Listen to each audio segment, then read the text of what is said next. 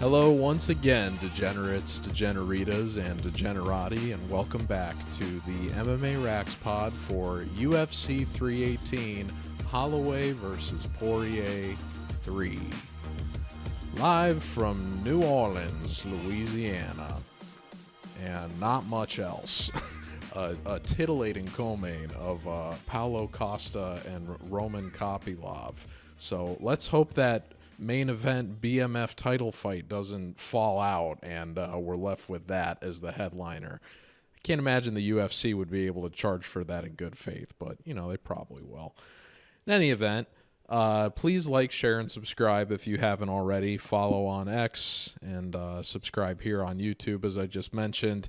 Thank you very much to everybody. Even though working against myself, I posted the last episode a day later than I would have liked. The UFC 317 episode of the RAXPOD still became the most viewed one ever. That is 2 in a row where we have set a new viewership record. Let's go for the hat trick, much like Walter Walker did last week with his heavyweight heel hook. And I did just break 200 subscribers on YouTube this week as well, so thank you very much for that. It's been a little bit of a slog, but I've done myself no favors scaling down the content from weekly RAXPODs and not doing a MMA Minute to Win It for almost a year, and just sticking to doing multiple hour-long podcast episodes for the pay-per-views exclusively. So I'm very grateful to the audience here on YouTube that stuck around and will hopefully continue to stick around for the future. Also just went over 2.3K on X. Thank you very much for that. Let's keep it going on both channels, or both social media platforms, rather. In any event, I appreciate all your support. But yeah, this card, I got to be honest. The main event is incredible. It's worthy to headline a pay-per-view. But there's really only one other fight on this entire lineup that I am super excited for. And I won't say it now, but if you've been tracking my picks this week, you can probably guess what it is. But I am very much looking forward to the main event. I would very much call it a for the culture fight. You know, there's some title fights that are pay-per-view headliners that are mostly, you feel like almost that they're just kind of inevitable. They're more for the fighters and the sake of moving the divisions along than they are something that is actually substantive for the viewing audience.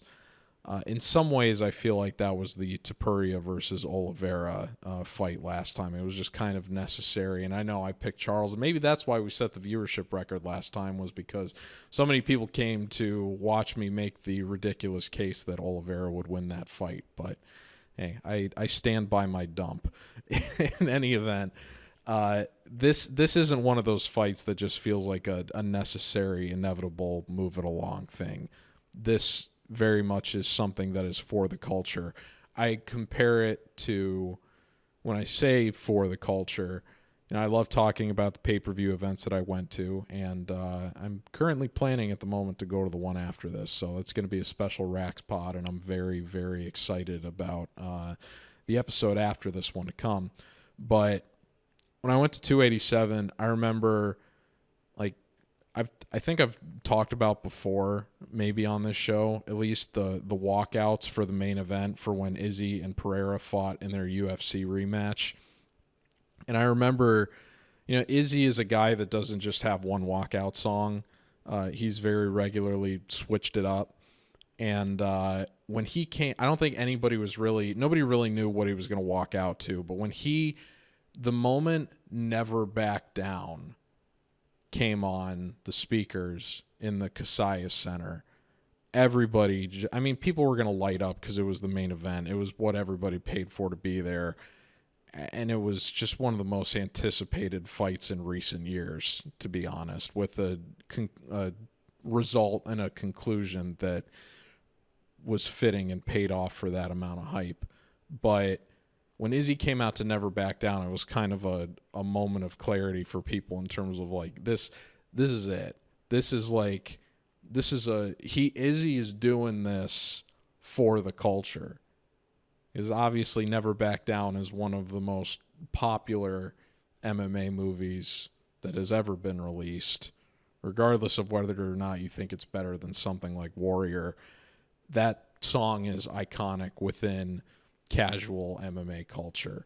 And when Izzy elected to invoke that in terms of coming out, I was like, I'm doing this this is a for the people kind of moment. And then the mood totally changed when Pereira's walkout hit, and it got very, very serious, and nobody was cheering. Everybody was just like, okay, this is real. And then, but it was still all excitement. That's the same kind of feeling of for the culture that this main event invokes. There's no way that you can't be excited for this, even in a potential circumstance where somebody could exit this trilogy with a 3-0 record. It is such a compelling matchup, and that's not even considering the circumstances that this is already Dustin Poirier's last fight, and he has professed as much. I do think that where you would normally, as a better, a lot of people talk about how the retirement talk is like the biggest red flag. I think if you subscribe to the theory that there are exceptions to every rule, if there were ever a guy that you were going to make that exception for, it would probably be Dustin Poirier. So the phenomenal matchup. I'm very much looking forward to it. And the fact that they're having it in his home state in New Orleans is just, the icing on the cake. Or home state, Louisiana, rather. Icing on the cake. Just about as compelling of a matchup as you could ask for in the pay-per-view. I wish the rest of the card measured up, but it didn't, unfortunately. But that's not going to stop me from putting out bets and reads on this otherwise kind of a sloppily put-together card that at one point was looking like the co-main event was going to be Kevin Holland and Daniel Rodriguez before the fortuitous cancellation of Costa Kopylov last month that got pushed to this one. But we'll get to those as we come to it. So, with all that being said, I've got 13 fights to break down here. I'm staying away from, I believe, 3 of them. So I've got, I think, 10 picks total. I'm going to try to breeze through the ones that I'm staying away from pretty quickly. It is pretty late here. I had to be up early this morning to leave work, to get to work early, and then leave work earlier than I usually do for an important commitment. And yeah, it's just late in the day now, Tuesday night, and I want to make sure this goes up Wednesday night so I don't delay it a day like I did when I got lazy last time for 317. So that being said, let's get right into it, and we'll start with Carli, Judice, and Nicolle, Caliari. Crispy Carli enters 4-2. 4-2. Last appeared at Fight Night Vettori de Lize 2 back in March, where she knocked out Eunice Dubin, one of arguably the biggest star, the darling of last season of Dana White's Contender Series. Knocked her out, I believe, with a head kick less than 2 minutes into that fight. She's lined about the same price that she is in this one as a favorite, but yeah, a lot of people going into that thought that she should have been priced out to like minus 1,000 or something, and she would have fought to that price, frankly. Conversely, Nicolle, Caliari last appeared in January, first event of the year, Dern Rebus 2, where she lost a split decision to Ernesta Caracite. I think that's how you say that. Who Carli Judice fought on Contender Series in what I consider to be the most underrated Contender Series fight in the history of the show. The best women's MMA fight of 2023.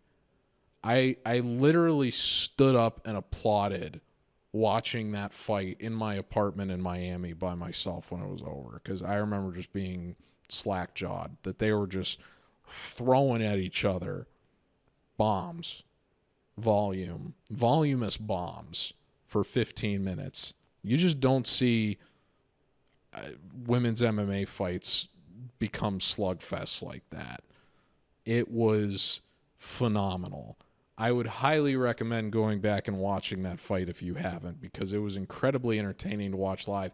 It is everything I love about this sport in terms of, you know what, sometimes you're going to get slop, but sometimes you tune in and a woman that is 3-0 with only 3 MMA fights of pro fights of experience going into Contender Series gets matched up against a woman that is much, I wouldn't say much longer, but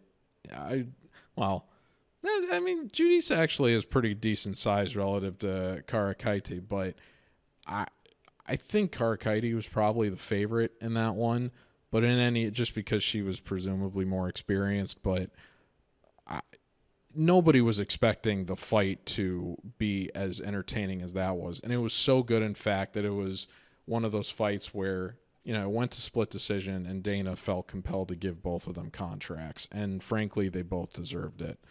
Phenomenal fight. Dana likes to say, be like Joe Pyfer, be like Crispy Carli, be like Ernesta Karakaite if you're women's MMA fighter going on to Contender Series, because not everybody's going to be Eunice Dubin and get that one-punch knockout on a former LFA champion. Anyway, that's all to say, this is pretty straightforward striker versus grappler matchup. But Caliari is very undersized here. Judice is I don't know if she's a New Orleans native, but she's one of, it's her and Poirier that are firmly the Louisiana fighters on this card, and then Brendan Allen is kind of a adopted son of Louisiana, if you will, because he did go to college there but was born in South Carolina and trains out of Florida right now, I believe. But Carli's a Louisiana girl, and they're starting the card off with her, I think, to kind of get the crowd going a little bit. I would think that they probably want to see a knockout, but Caliari has never been knocked out. So most women's fights go to decision. You would think that's probably going to be the case here. That being said, Judice is going to have the stance advantage as a southpaw.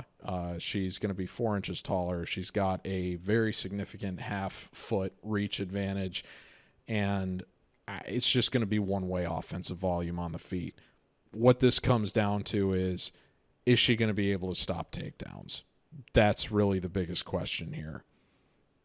In the 3 appearances she's had across Contender Series and the 2 in the UFC, her takedown defense is 70%, which is a little bit above average.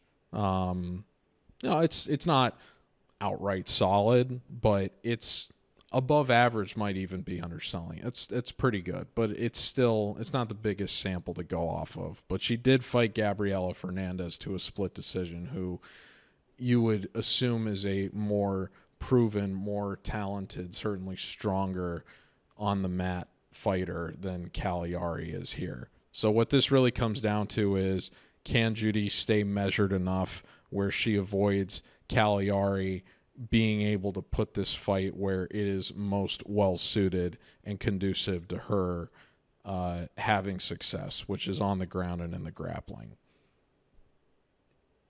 I think Judice is capable of doing that, and I think that the UFC recognizes that, and that's why they made this matchup the way that they did. So pretty straightforward here, opening it up. Give me Carli Judice to win I'll say a 30-27.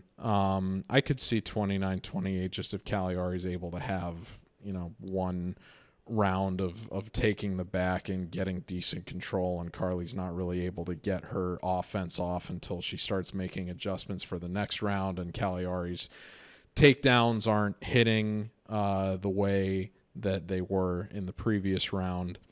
So, but I expect Judice to start fast and not really let up. And the less mounting success that Caliari has with takedowns, I think the more that's going to carry over in the fight, which is why I'm leaning more towards a 30-27.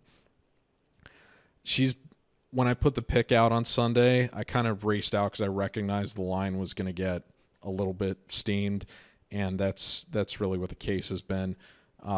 when I was grading the fight, she was like minus 280, and then I put the pick out at minus 285, and before the end of the night, she was already in the 300 range, and now she's out to 335. I don't know if I would quite feel comfortable making her a parlay piece in the 300 range, just because, again, you want to believe in that takedown defense stat, but it's not a super rock solid sample size.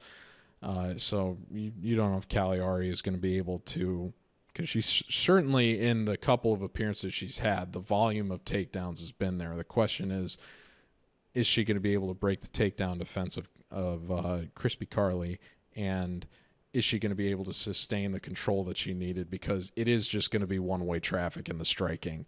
And the general principle with women's MMA betting is that you want to bet the woman that has the grappling advantage, which is presumably Caliari here, because she knows that's her bread and butter.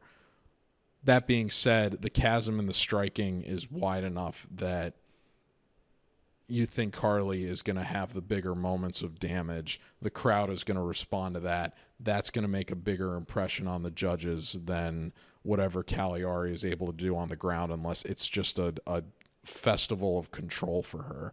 So I don't outright feel comfortable playing her as a 300 range parlay piece. We'll see how things kind of evolve as the week goes on with line movement elsewhere.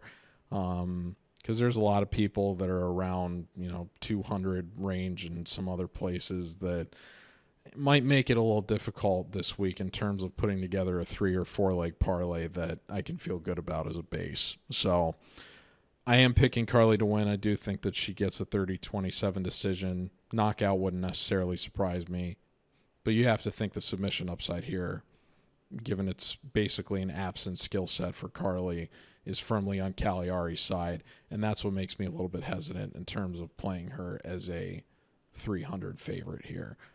If she dips back into 200 range, I'd take another look, and I think that would be a solid bet. But 300 is just, it's flirting with disaster a little bit too much, and I've talked about before how much I hate making the first fight of the card a leg, because if it goes tits up in this case, you're watching the rest of the night without really anything at stake, and you're kind of just tuning in as a fan, and it's just not as fun, frankly, even if you can't get some enjoyment out of it. But give me Carli to win 30-27.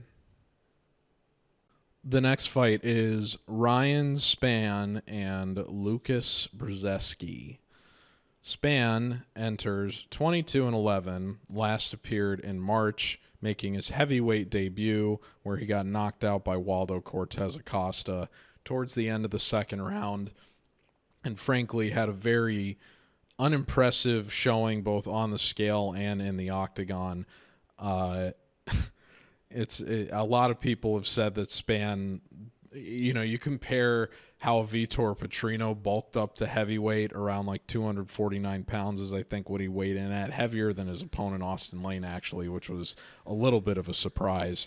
But it was certainly more of a clean bulk than the one that Spann looked like, and it was a concerning one for a fighter that, as much as you don't want to believe this, has professed in wake of victory before that he hasn't really been training, or frankly, he hasn't said he hasn't taken his career seriously, but if you're as forthright enough to admit that you haven't really been training that hard for previous engagements in your career, you're clearly not taking it as seriously as you probably need to.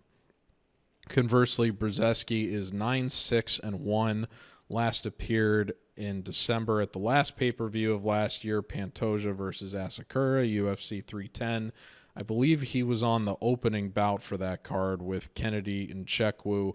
He got knocked out in the first round. I took the under on that fight at plus money, because how could you pass up the opportunity to play a heavyweight under at plus money? That is what will save the American economy. I'm just kidding. Not after recent legislative changes that hopefully get revoked, but that's another conversation for another time. In any event, this is one of many fights on this card that is between two fighters that you would much rather fade if they were facing other opponents under different circumstances. So in a matchup of two guys you would rather fade normally, who do you pick? In that sense, it is kind of similar to Junior Tafa versus Tuco Tacos last week, who spoiled what would have otherwise been a very successful event for yours truly. That being said, I don't think the comparison is necessarily apples to apples here because Tafa doesn't have a good UFC record. Neither does Tukos, and neither of them have a lot of experience. For whatever you want to say about Spann, the guy is still someone with, I believe, 9 wins in the UFC, at least maybe if you count Contender Series. And yeah, he is 1-5 in his last 5, but Nikita Krylov, Anthony Smith, Bogdan Guskov, Ovin St. Preux, Waldo Cortez Acosta. Those are all guys that at some point or another in their careers have been ranked fighters in their respective divisions. So that certainly has to count for something. And this was like Krylov before on not nearly the amount of ring rust that he had when he was going into the Reyes fight either. And that was actually coming off of him knocking out Reyes in a fight where I believe he was also the underdog. But I chose to play the under in that one, and I'm glad I did it the way he did. That was when everybody was still that was the predominant reason why so many people thought Reyes was washed before he started this miraculous turnaround was because did he really just lose to Ryan Spann? But Spann, obviously, in spite of what I just said, incredibly frustrating fighter. I still think that he kind of got robbed against Anthony Smith. Smith did no substantive damage in that fight with anything other than low leg kicks. If you go back and look at like the striking totals they posted after the fight before the scorecards were read, almost, I would say at least like 2/3 of the strikes, the significant strikes that he landed were low leg kicks. Spann didn't throw enough. He didn't do himself any favors, but he was clearly landing the more impactful head strikes in that fight. And I thought it was frankly ridiculous that he didn't get the decision that he did. And I'm not just saying that because I bet on him. I think that the UFC was kind of doing their guy a favor in Anthony Smith by helping him out with that decision a little bit. It wasn't Singapore. It's not exactly a very, a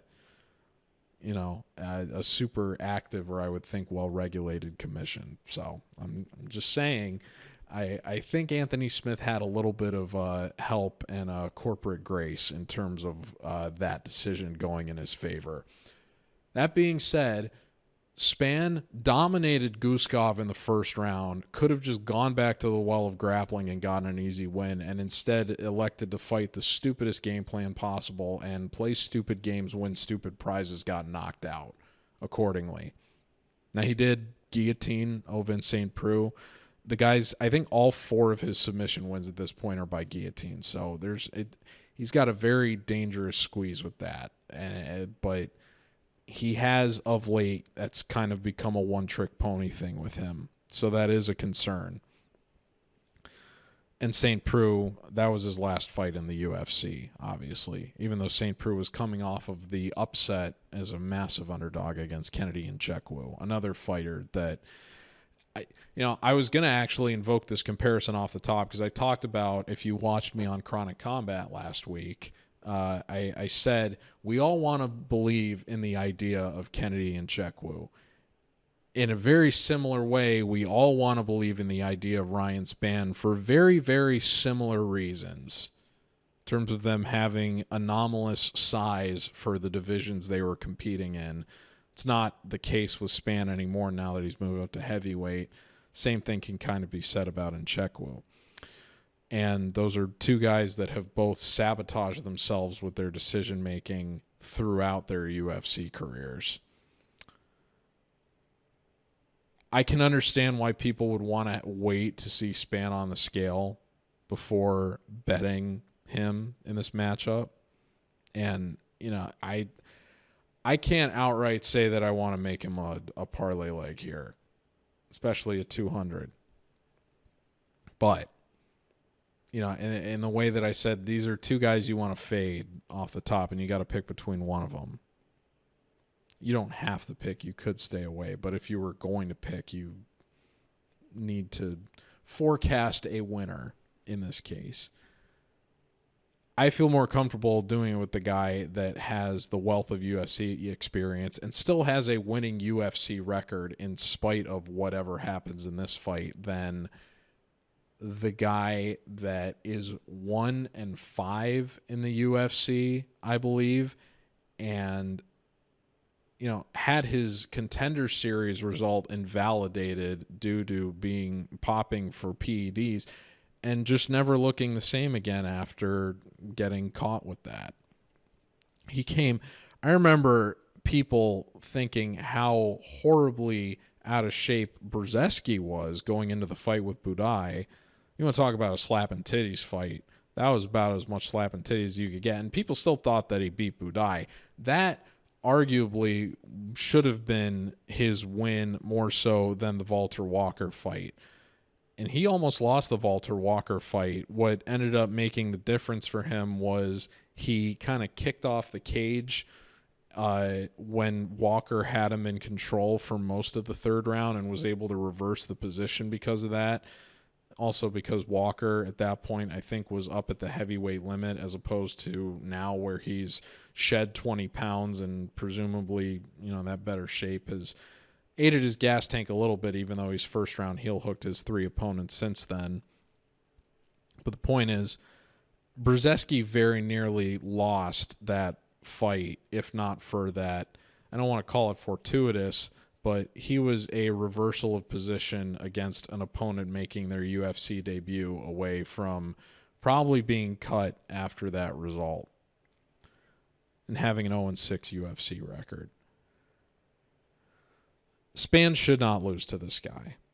At the same time, Junior Tafa shouldn't have lost to Tuco Tacos last week, but Junior Tafa was a much more unproven commodity than Ryan Spann is. Ryan Spann is a UFC level fighter, for better or worse. He's going to have a winning UFC record after this fight, regardless of what happens. I'm not convinced Brzeski is UFC level, and the evidence is in the guy's record. So Brzeski is probably fighting for his job here. I think both guys are probably fighting for their jobs to a certain extent. It'll be interesting to see how much more seriously Spann is taking his approach to this as opposed to how he looked going into the Acosta fight. But I also really liked Acosta in that matchup. And I don't know if I foresaw him being on the fringe of a top 5 in the division heavyweight, but I thought he would be able to handle Spann in terms of Spann moving up from the weight class and making his debut there. Brzeski isn't going to be hitting the heavyweight limit. He's like a 235-pound guy, so kind of a tweener in that sense. He's somebody that, if he were more disciplined, might be better served to try dropping down to 205 even. But I don't even know if that's really a realistic option for him at this point. I'm going to say that Spann does the Spann routine. I don't think Brzeski...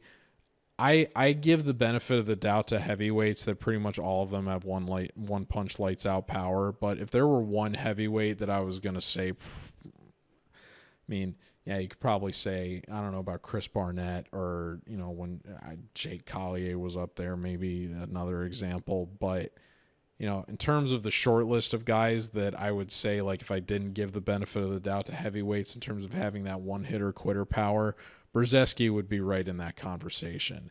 And this is a guy who has been now knocked out in 3 straight losses of his, including one to Mick Parkin, which that's another guy that doesn't necessarily hit the hardest either.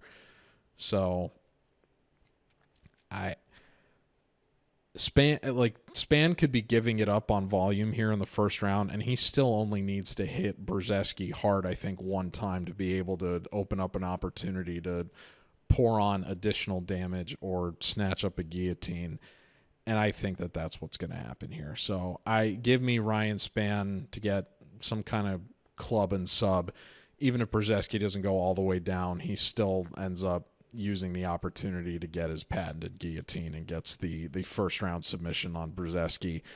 But if he allows Brzeski to just kind of fall to the ground, I could see him just kind of finishing it with hammer fists or something, or elbows or something.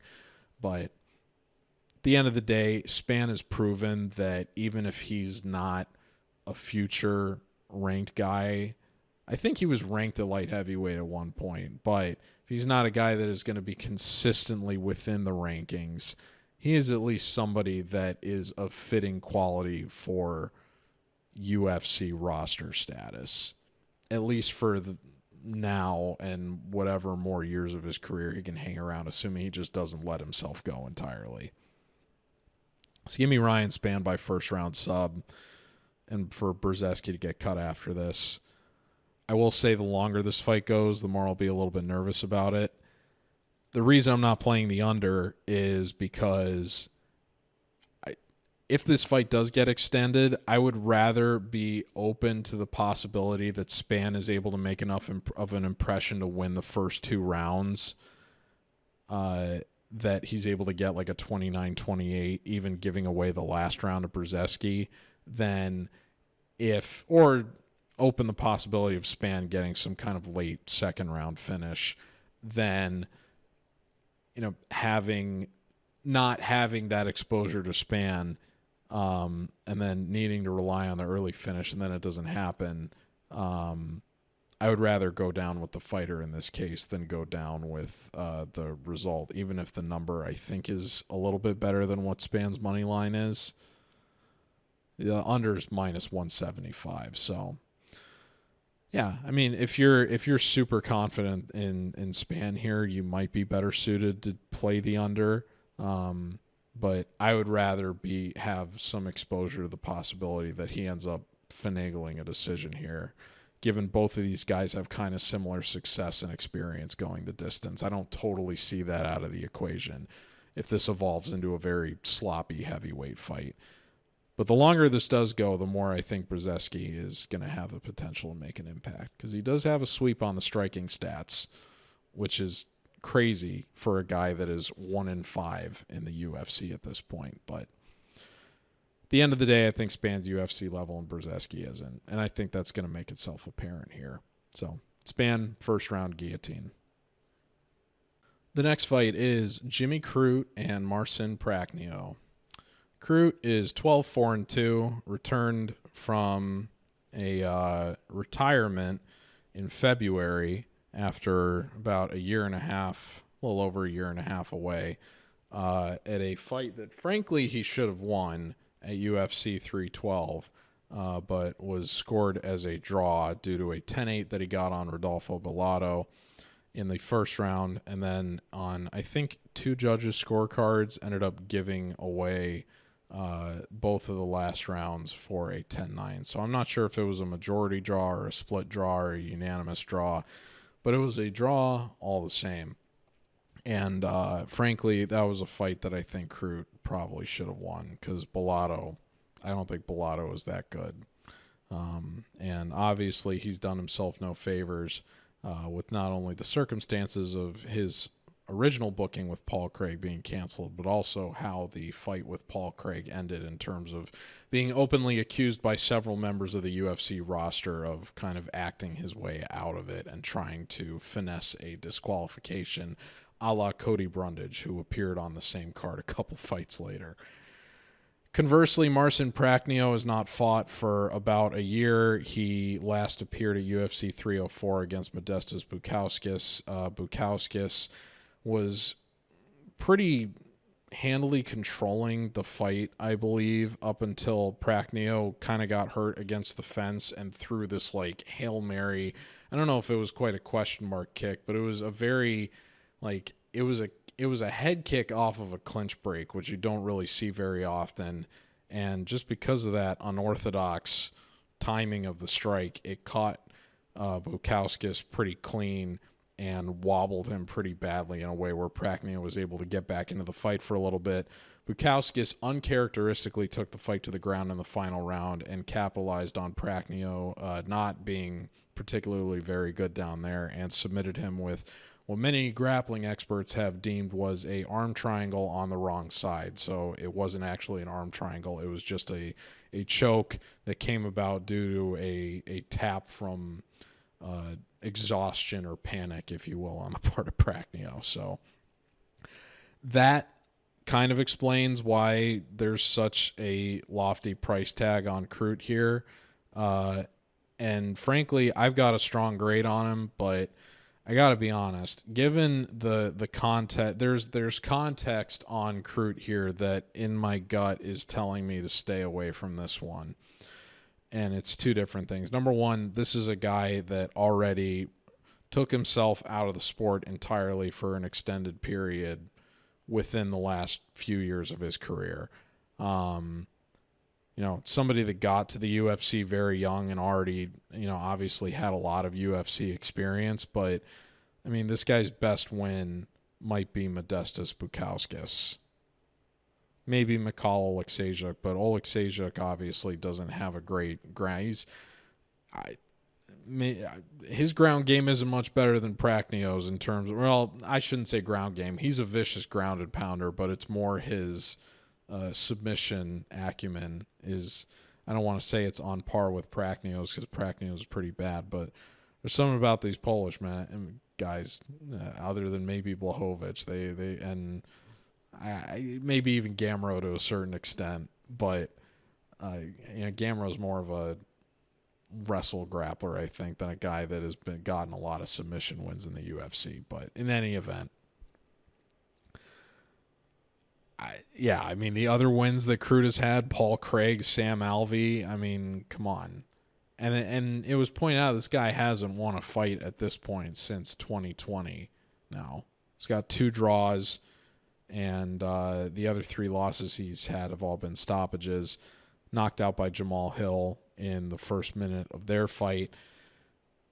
So yeah, there's the retirement component there, and now he's made it back, and that's great. But it's not easy to jump back in to this sport after you've already committed to walking away, when you've already mentally resigned yourself to checking out. And I think that kind of reflected in the fact that if Crute had not retired after the Menefield loss, if he had stayed active and committed to his career, I think he probably ends up getting that first round finish in that Bellato fight. But he let Bellato back into the fight in the same way that I could see Prachnio being let back into this fight if Crute isn't able to get a first round sub here. The other thing that concerns me is I've faded Prachnio in the past because the guy, even though you look at the numbers and he's got the higher significant strike landed volume, a lot of that is just cheesing on low leg kicks, which is why he was a very tempting fade for me against guys like Devin Clark and William Knight. And yeah, both of those blew up in my face, particularly the Devin Clark fight, which was probably one of the worst bets I made last year. I thought Clark was going to totally be able to just do whatever he wanted with him on the ground, and Clark made next to no effort to wrestle in that fight until it was already way too late. But Prachnio, the guy is just, he almost exclusively throws low leg kicks. That fight he had with William Knight is probably one of the top 3 worst fights that I've seen, since I started doing this. It was miserable. And I think less than 10 of the significant strikes that Prachnio landed weren't low leg kicks in that fight. It was bad. And Crute has a TKO injury loss on his record in which Anthony Smith gave him drop foot, deadened the nerve in his leg with low leg kicks. So there is leg injury history here for Crute. I wonder how much that experience factored into his decision to retire, dealing with pain in his legs. And Prachnio is a guy that his whole bread and butter is built on low leg kicks. So if he's having success kicking the legs of Crute in this first round, I think that there's a very, very significant risk here that he gets some kind of damage that ends up, even if it doesn't manifest itself immediately in a finish, ends up compromising the result through the rest of the fight, regardless of whether or not it goes the distance, where suddenly things are looking firmly in Prachnio's favor because Crute can't really do anything, and then he's just out there to survive. Now, again, in terms of the variables that I look at, I've got a strong grade on Crute here. More well-rounded fighter by a mile, less attrition in spite of everything that I just said, because Prachnio started out his UFC career with 3 straight knockout losses. And the age gap here is pretty big too, in terms of 8 years in Crute's favor.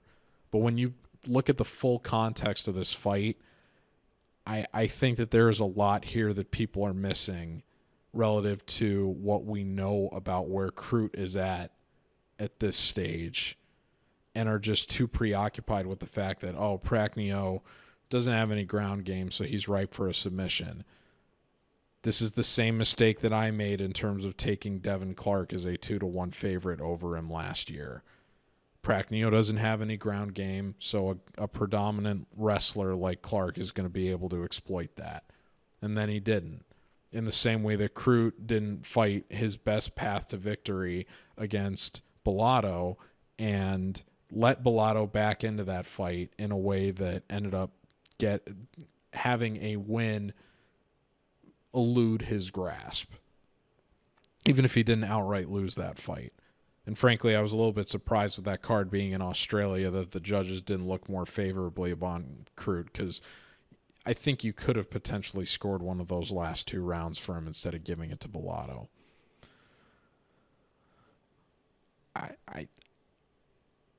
I haven't seen a lot of people picking Prachnio this week. I know Marcel Dorf did, and I think that's a ballsy pick, and I commend him for it because I totally understand it for the reasons I already laid out.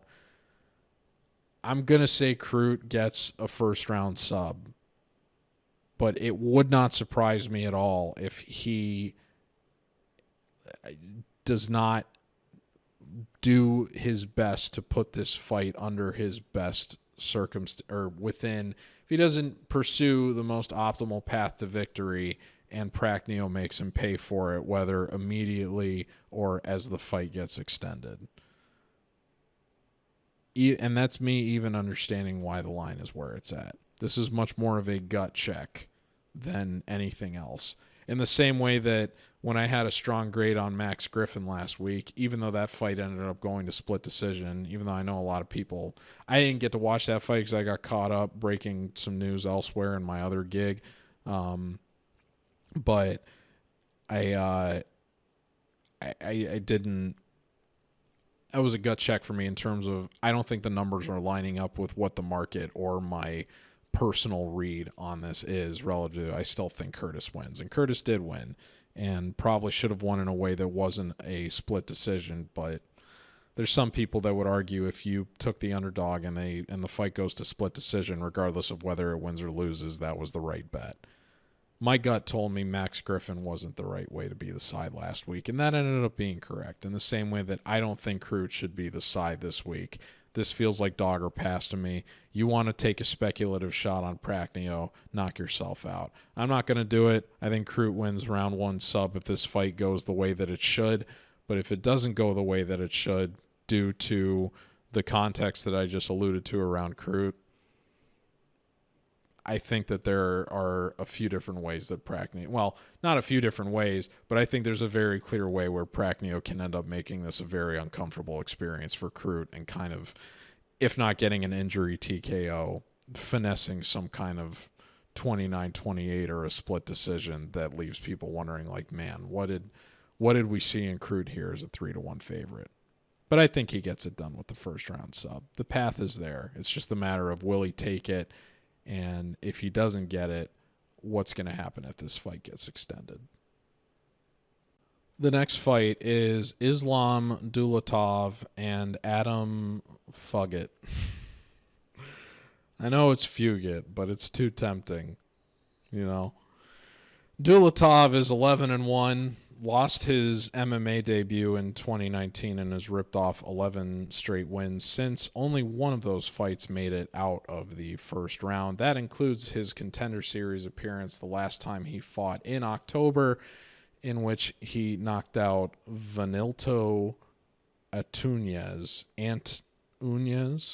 Antunes in the first round of the 9th episode, the penultimate episode of the season of Dana White's Contender Series. He was scheduled to fight Adam Fugitt in, I believe, February, but had to pull out with an injury, and now this has been rebooked for UFC 318. Otherwise, Mr. Fugitt hasn't fought since June of last year, in which he got a split decision on Josh Quinlan, in which I believe he threw more kicks than punches, which you don't see very often, but it ended up being a good game plan for him. I took Fugitt as an underdog, and that hit, and I know there's a lot of people that picked Quinlan that were very upset that the decision went his way, but I didn't have a particularly high opinion of Quinlan. I faded him against Danny Barlow as well at 298 when I got my my last sweep last year. Prior to that, got submitted by Mike Mallow at UFC 289, knocked out Yusaku Kinoshita, the Japanese Conor McGregor, as some people like to refer to him, in the first round of a fight night in February of 2 years ago, and made his UFC debut on short notice against Michael Morales, and gave a generally good account of himself, but ended up getting knocked out in the third round of that fight. A lot of people have like what they've seen of Dulatov in terms of his regional footage. Obviously, you have to be a little bit skeptical of a guy that has basically just been running through all his competition, particularly when it's not coming out of a strong regional background with all these first rounds. So the money line here I don't think is really, I mean, there's almost nobody that you would want to play as a 600 favorite to begin with. So you're basically looking at this as, if you're not a prop better like me, do you want to take the opportunity to hedge on rounds here? So that's what I did. I'm looking at this and seeing like, oh my God, this guy, like pretty much all but one of his fights have ended in the first half, and the one, or all of his wins but one, and the one that presumably doesn't have a time listed in terms of when it ended in the second round, but I'll err on the side of caution and say that one went over. In any event, all the other wins, including his Contender Series one, which, you know, I can't say for certain whether or not that is the most quality opponent he's faced, but the most recent opponent he faced, he finished the fight within 3 minutes. A lot of people say that, you know, the guy fights, I think it was Brady of DFS by the numbers that described Dulatov as fighting like his hair is on fire. So if you're going to take an under, that's certainly a good sign, someone you want to bet on. Fugitt has been knocked out in the first round of a fight before. Happened all the way back in 2018. When he got submitted by Mike Mallow, that also happened in the first half of that.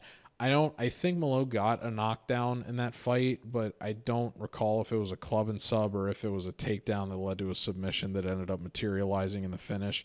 But, you know, I think the product of him extending the fight with Michael Morales as long as he did was much more of it just being kind of a short notice booking, and the two guys not really having an appropriate time to prepare for each other, and Morales still being relatively inexperienced in his career at that point, going into UFC 277, then, you know, him having some kind of superior durability or something, because the guy's been knocked down the first round before. And guys like Quinlan and Kinoshita apparently weren't equipped to do that. So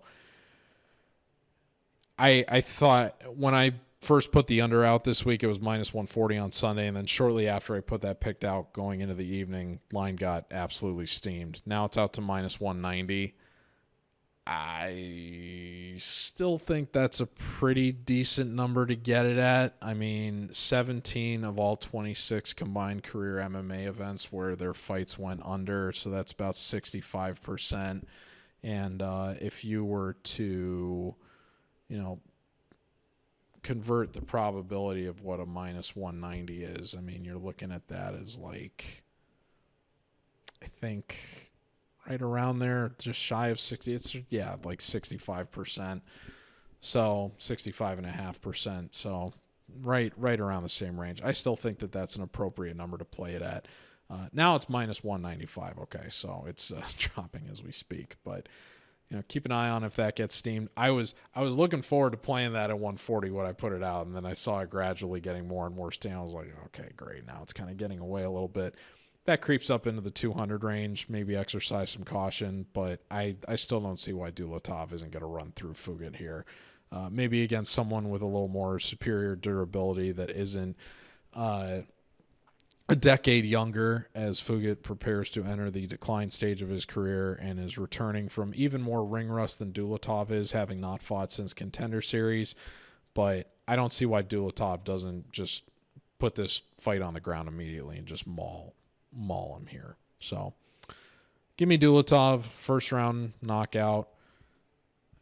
I am a little bit curious. Like, I don't really think the guy has a one-punch win on his record, so I wouldn't necessarily expect him to get a fight-ending sequence from standing strikes. I think he's going to have to take Fugitt down and just kind of overwhelm him on the ground, which is a little bit concerning if you are going to be taking an under. At the same time, given what the money line on Dulatov is, I think that you would rather have exposure to the under here at a much better number, even as the steam has come in, than Dulatov being a 6-1 favorite. So give me Dulatov to win by first round knockout. I hope Fugitt doesn't get cut. I hope the UFC doesn't say, fuck it, you're out, fuck it.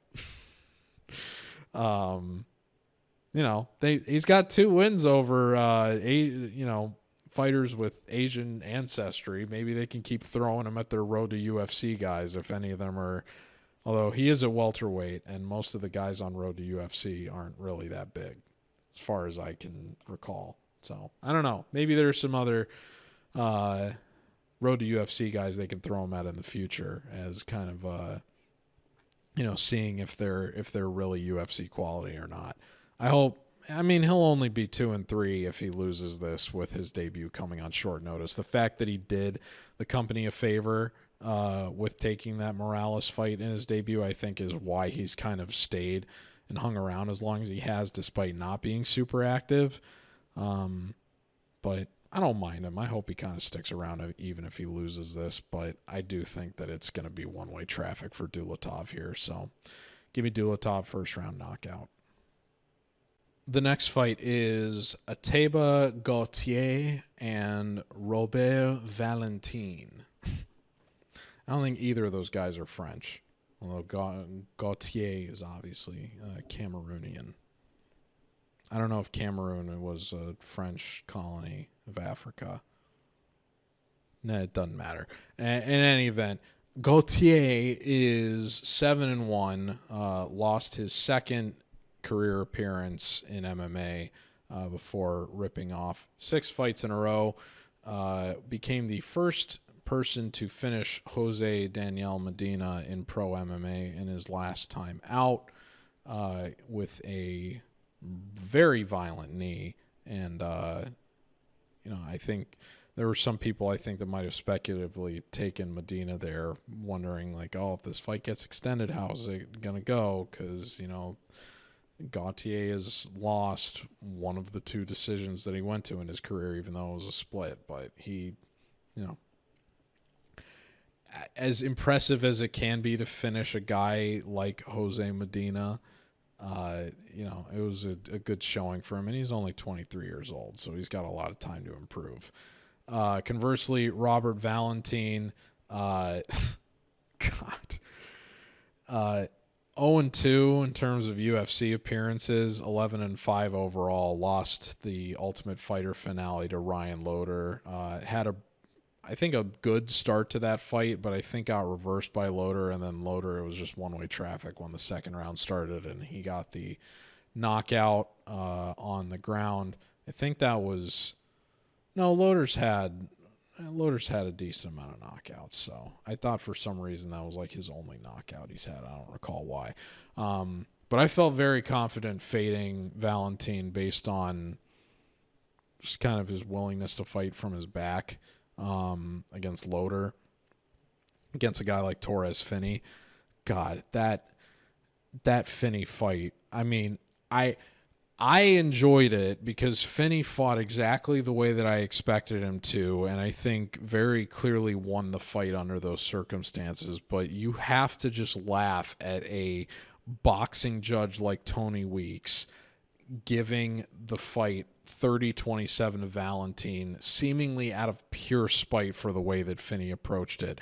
And after all the grief that Dana White put Finney through in terms of making him fight 3 times on Contender Series and saying this guy is going to get cooked by UFC level middleweights, and then for him to come out in his debut and fight that performance that just pissed off all those people that way, to the point that a judge scored it for his opponent out of spite. There was, regardless of whether or not you agree with Valentin winning that fight based on the fact that Finney landed more takedowns than significant strikes, you cannot dispute the fact that 30-27 there's no way to score it that way. Finney did more damage. Finney has no argument for losing the second round of that fight. He won it outright. The numbers reflect it. The control reflect it. The strikes reflect it.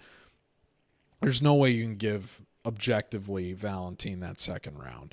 You want to score a 29-28 for him out of spite, whatever. I don't think that that's right. Finney, I think, pretty clearly won. He obviously didn't do it in a way that was very palatable or is going to serve him well. And it certainly, doesn't lend itself to feeling good about Valentin here against Gautier, who is, while he's not going to fight, he's a much more capable striker than Finney. Obviously a polar opposite in terms of fight style, because the guy doesn't have any takedowns in the 2 appearances that he's had across the UFC and Contender Series. The guy's still very much a physical specimen in the same way that Finney is, even though Finney is much shorter and just kind of built like a freight train. I think Gautier handles Valentin here, but this is another fight where the line is kind of unplayable with Gautier at 550, and the guy doesn't have any submission game whatsoever, and Valentin is somebody with 7 submission wins on his record. Like, if this fight somehow finds its way to the floor, or if Valentin can get some kind of back take and maybe turn that into a standing backpack control or something, I think you do have to worry a little bit just about Gautier's ability to handle himself in that situation, because we haven't really seen him had to deal with that. So you're taking on exposure to the unknown when another fighter is much more proven in that realm, in terms of just looking at the 3 different ways a fight can end, in terms of a knockout, a submission, a decision. The submission upside has to be all the way on Valentin here. It's kind of the same thing I was preaching in terms of Judice versus Caliari, where Judice has the same submission record that Gautier does here. They're both 0-0. It's an absent skill set for them. They are successful in spite of that absence, but if you're going to play them at an exorbitant moneyline price, do you feel comfortable doing that, given that they haven't really had to expose themselves to that realm of MMA yet? In the case of Judice, I think that you can, because she's at a cheaper price. Even as I said that she's kind of getting out to 300 now, and I'm not as comfortable with that as I would be at 200. With Gautier, he's already out to 550. That makes this not the move for me. And then you look at what the under is, and that's minus 135. So that hasn't gotten steam the way that the Dulatov Fugitt fight has. But Valentin is somebody that has never been knocked out within the first half of no, he got knocked out just inside of the first half against Loader, but he's never been knocked out in the first round, which is basically how Gautier has gotten all but one of his knockouts, which was the one on Contender Series that went into the second round, which did go over. So I do think there's the potential for this fight to get extended. I still think Gautier wins. I'm going to say it's a late second round knockout that's more just kind of attrition based, and Valentin getting worn out and realizing that he doesn't really have the path to victory here that he needs, and that this is a bad matchup for him, and he ends up just kind of wilting in the same way that he did against Loder. So give me Gautier to win by second round knockout, but not interested in the money line.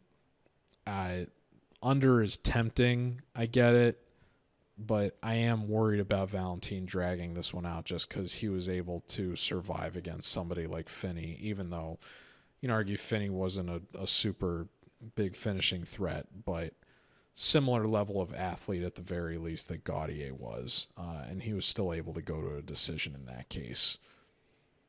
I think that he might go in there to survive for a little bit and then ultimately bow out. The question is, how long does he remain in survival mode before the switch flips?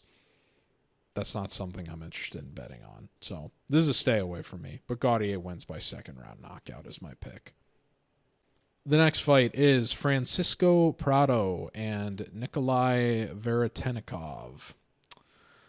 Prado enters 12-3. Last appeared at UFC 312, where he flew out to Australia to fight local Aussie Jake Matthews, and that was kind of one-way traffic. Matthews, I made him a parlay leg at that event. I was feeling pretty confident in that one, and Matthews, I think, gave him a nice little vet lesson, handled him pretty considerably. Now, it's interesting. If you go back and look at the significant strikes in that fight, Prado only landed not even 10 less than Matthews did. But Matthews landed a decent amount more of total strikes and didn't drop a single round. And, maybe fighting in Australia had something to do with that. But the moments of damage that Prado was going to need as the presumably heavier hitter between the two of them never really ended up manifesting. And Matthews didn't exactly fight what would have been his smartest path to victory, the way that he just kind of went immediately after the sub against Chidi and Jaquani as the underdog last week, who I told you to pick on Chronic Combat, against the wishes of my fellow, I don't want to say my fellow co-host because I don't host that show, but Guru Scouting and TB both were on the side of Chidi in that one, so I couldn't give them the consensus dog the way that we went triple pick on Walter Walker. But in any event, I did like Matthews last week the same way I liked him against Prado, but he fought his least conducive game plan in terms of path to victory and still kind of cruised against Prado. But Prado's fought, pretty good competition in all and in the same way that Fugitt started his career out with doing the company a favor in terms of a short notice appearance. The UFC did not want to lose local Australian Jamie Mullarkey off of the UFC 284 card, and so Prado said, yeah, I'll jump on a plane and go over there, and I'll get my butt kicked by Mullarkey for 3 rounds, just so that I have a path into the UFC. The UFC immediately rewards him by putting him in what I think might have been if not the co-main event, at least the featured bout of Fight Night Holly Holm versus Mayra Bueno Silva back in July of 2023. And he knocked out Otman Zaytar in the first round of that fight. Then he had to go up against Daniel Zellhuber at Moreno versus Royval 2 at UFC Mexico City last year. I think I picked Zellhuber as like a 2-1 favorite in that one, but a lot of people forget that Prado did take the first round of that fight. So Zellhuber kind of had to dig deep and battle back and win the next 2 rounds. And I think it was his coaches that had to kind of get in his ear a little bit and tell him, like, dude, you got massive length advantages here and you have a good jab. You should use that to keep him at bay. And Zellhuber was like, oh, you know what? I do have that. Why don't I just use that for the last 10 minutes? And tore Prado up with that. But when that fight was more of a wild, less measured brawl, it played right into what Prado wanted to do. And Prado was able to take the first round away from him as a result. And then the Matthews fight, Matthews just gave him a vet lesson. Also, under the circumstances of that guy having to go to Australia and fight a local guy where it was not going to be a good spot for him. So he's a guy that has done the company favors and has already been rewarded for that, but he's also faced a pretty high level of competition. Better level of competition, I would argue, than what Nikolay Veretennikov has had. Even considering that his Contender Series appearance, which was a loss, which a lot of people like to act was a close loss. I don't think it was close at all, frankly. But he didn't necessarily have a bad performance against Michael Morales. That being said, he did lose, and that was when Morales might have not even been 21 years old when that fight took place. That was back in 2021. I think the guy's like 25, 26 now. So 4 years ago. Is that right? And Morales is 26, so he would have been like 22 or 21 when that fight took place. So still very much in the infancy of his career. And that was prime Veretennikov, like 31 years old. Turned 35 at the end of last year, so he's kind of teetering on the decline years here, and he's going up against a 12-year age gap in this matchup. A lot of people think he should have won, or I don't know about a lot, but more than a few people think he should have won the Danny Barlow fight, and I think the people that are taking the Veretennikov side this week are using that as a reference point for why he should win this one. I would just remind people that Barlow, in the same way that he broke his hand in the Josh Quinlan fight, I believe he also broke his hand in the Veretennikov performance, and still, even though he certainly didn't end up fighting a Price, he was still able to work out a win there in a fight that I'm a little bit surprised, frankly, was scored a split decision. And then the Vanderford fight, even though totally different stylistic matchup than what he's going to have to deal with Prado here, not a good performance, and obviously very concerning the way that he kind of conducted himself after the fight, where he was just kind of shoving the opponent and whatever. And a lot of people just didn't have a lot of nice things to say about him, given his temperament after he lost that fight. I do understand. This is very close. I have a very slim grade here, and I'm going to lean into the age gap just because it's exceedingly rare that you see guys on the wrong end of a 10-year age gap lose, or win, rather. We saw it last week when Derek Lewis beat Teixeira, regardless of what you feel about the stoppage. A lot of people feel like Wonder Boy should have gotten the nod over Bonfim. I'm not opposed to that mindset. I picked Bonfim, so obviously I'm going to make the case that Bonfim won. I think he had a better case for winning than a lot of people want to admit, frankly. I don't think that if you compare the head kicks that Wonder Boy landed in the second round compared to the one he landed in the third round, as much as it made nice impact and sound and everything in the third round, but it certainly didn't wobble Bonfim in any sense. Certainly not anything close to the way that the one in the second round did, that I think very firmly gave Wonder Boy the win in that case. Anyway, that's all to say that, you had two kind of outlier performances relative to the long-term trend of decade-wide 8 or more age gaps firmly going in favor of the younger fighter. And I think that that's kind of going to be the case again here. There's understated pre-UFC attrition for Veretennikov. And this is a guy that across Contender Series and his 2 UFC appearances now is 0-3. Yeah. You could make it. The 2 best wins on his resume are Anthony Ivy and Charlie Ontiveros. And those are both those are pre-prime and prime years of his career, whereas now he's kind of in the decline stage. I do think there's still reasons to be optimistic about him here, just because a lot of people don't think that Prado is in the right weight class at welterweight. And I totally understand that, because he is giving up a pretty decent amount of size to be in here. 69-inch reach for welterweight that's tough. That's what Topuria's reach is. If Topuria ever ends up making a brief dip of the toe into 170, he's going to have to be dealing with that too. But Prado ain't Ilya Topuria, to put it kindly.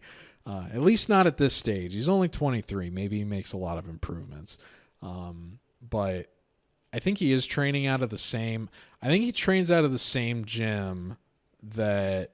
Well, it says on ESPN. It says he's at American Top Team now. I don't know if he's at ATT. I thought he was at Goat Shed. I thought he was training out of the same gym with like Ribovics and the other Argentinian fighters, Ribovics and Ain Perez. So I don't know if he's still at that gym or if he's actually made the move over to ATT. If he's moved over to ATT, I think that's actually a very good sign given how young he is, that he's making the right moves in terms of where he's going in his career. Because one thing I was going to say about Veretennikov is that he's training at a King's MMA, and that's obviously a very respected gym with the likes of fighters like Beneil Dariush. So if Prado actually is at ATT, I feel much better about picking him here than I would otherwise, but I'm still going to lean into Prado just being the busier, more willing to brawl fighter here in a way that is not going to allow Veretennikov to make the most of his length advantages and kind of point fight. Both of these guys can crack, so it wouldn't necessarily surprise me if this fight ends in a knockout one way or the other, but Prado has kind of shown a pretty solid chin given the level of competition he's faced to this point.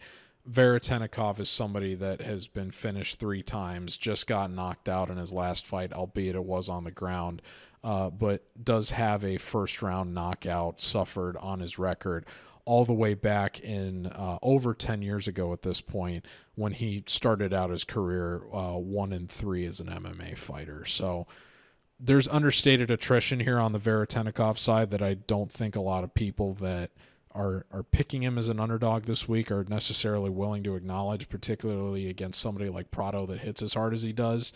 Between that and the age gap and how we know Prado is going to want to fight, I got to go with Prado here as the small favorite. I don't really feel comfortable making him a leg, so I'm probably going to steer away from doing that in favor of some other options that are available on the board. But, you know, given that he's in a fight that is relatively closely lined in terms of it being within the, I don't want to call it the 100 range because, again, it's not a pick 'em, but he is minus 145 as of this moment, and I put him out as a minus 151. I think that he gets this done here. So I'm going to say Prado wins by 29-28 decision. Wouldn't surprise me if he ends up getting the knockout. Wouldn't surprise me if Veretennikov gets the knockout. But I think Prado is going to get the first decision win of his MMA career here. I'll say that he does it winning the first 10 minutes and then kind of slows down, and Veretennikov is able to kind of try to come back into the fight.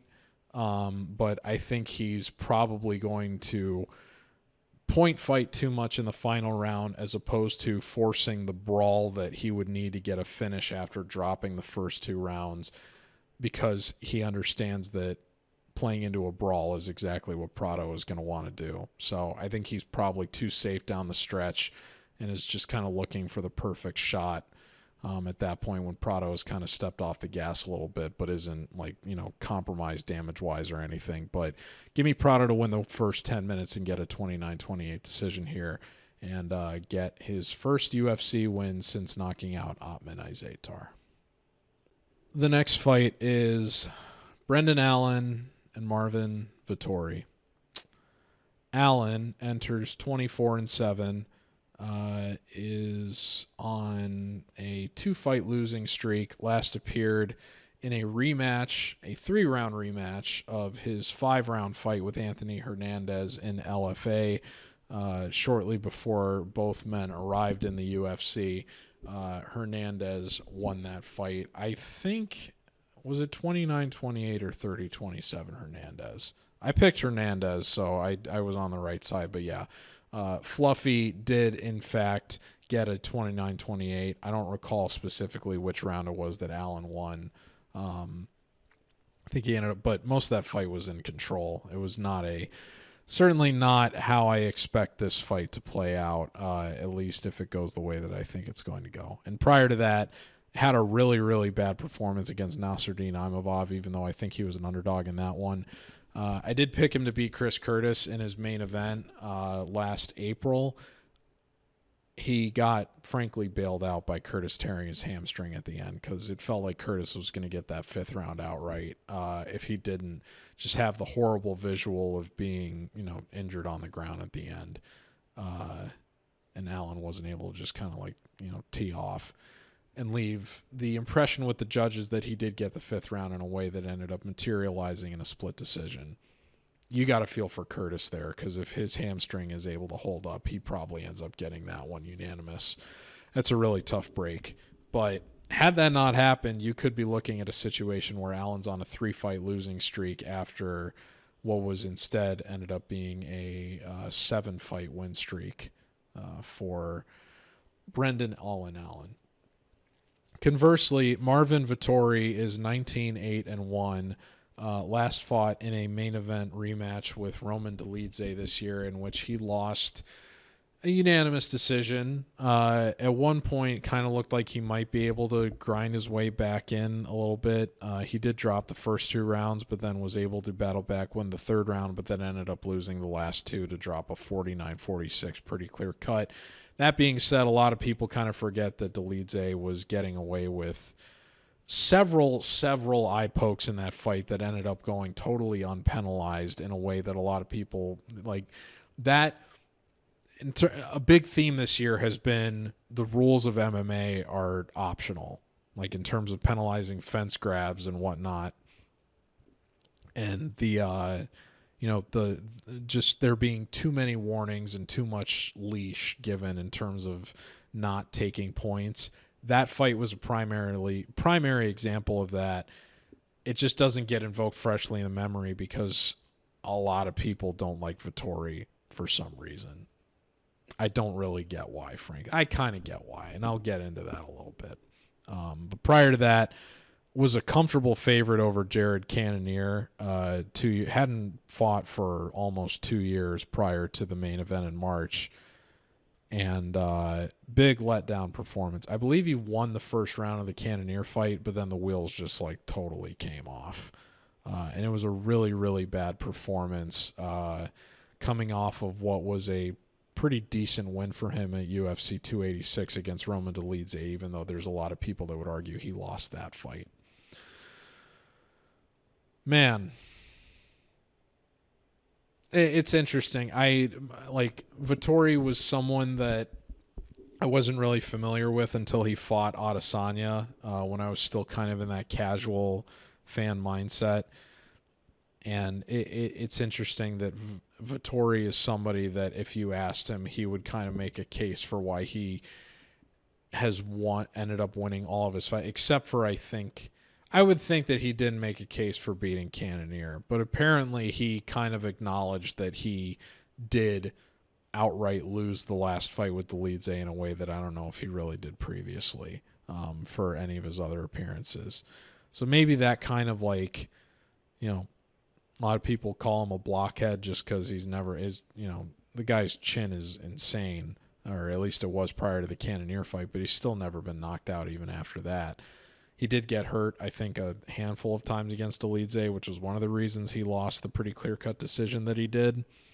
But it might be that sort of hard-headedness, that blockheadedness, if you will, that makes people not like him. He does talk a lot of smack for a guy that is, one of the biggest decision machines in the UFC. But I still like him in this matchup, both from a technical perspective and for another reason I'll get into after I lay out the path to victory. Vettori's going to be a southpaw against Brendan Allen being orthodox. I don't think Allen is as good of a striker as Vettori is. And Vettori, again, there's a lot of people that would say, Dolidze's not a great striker. You have to at least acknowledge that the one-punch power threat for Dolidze is there in a way that it simply isn't for Brendan Allen. That, I think, alone makes him a more dangerous striker than Allen is. Now, I would argue Dolidze's probably got better trajectory at this point in terms of his own outlook than Allen does, despite the fact that Allen is 29 years old. That being said, you go look at that win streak that Allen had, and let me run down the names for you real quick. In terms of the guys that have tested out Brendan Allen's striking while he went on this run. Sam Alvey in February 2022. Okay. Jacob Malkoun. I picked Malkoun to win that fight. I didn't get to watch that fight because I was at a rooftop party in Chicago that night. And I didn't end up watching anything on the card whatsoever until Teixeira Prochazka, which I tuned in for the last 2 minutes. So I got to see the most significant moment of the fight that Teixeira had otherwise apparently was about to win against Yuri. But a lot of people said they thought Malkoun should have won that fight as an underdog, but Allen ended up getting the decision there. But Malkoun's primarily more of a wrestler. I think he's got one kick that I think Jack Slack has kind of talked about it at length in terms of Malkoun. It's like the one thing that he does really good on the feet, but otherwise he's not. He's much more of a guy that wants to go wrestle and put it on the ground than he is a guy trade out in open space.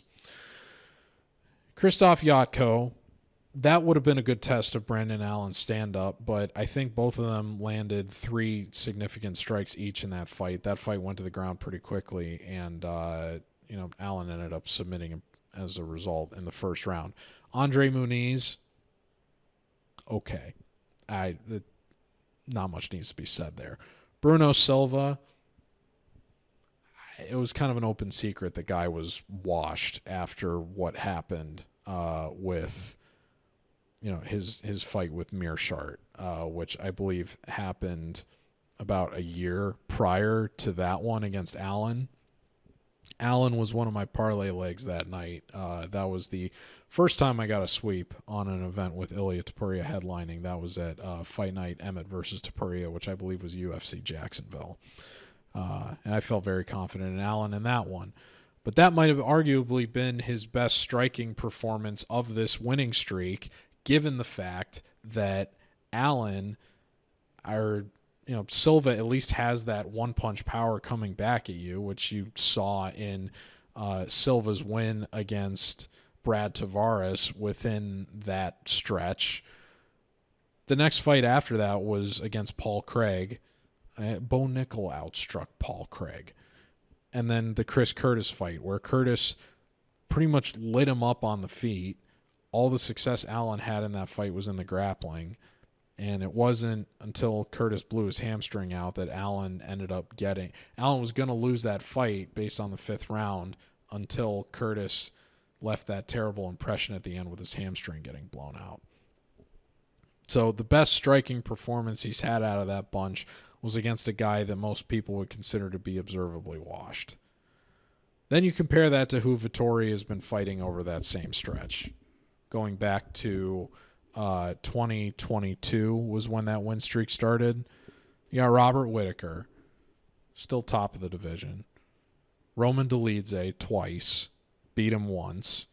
And then Jared Cannonier, who might be in the co-main event of the next card. I'm hoping not. I'm still holding out hope that we get Gary Brady late booking, but it's not looking great at this point.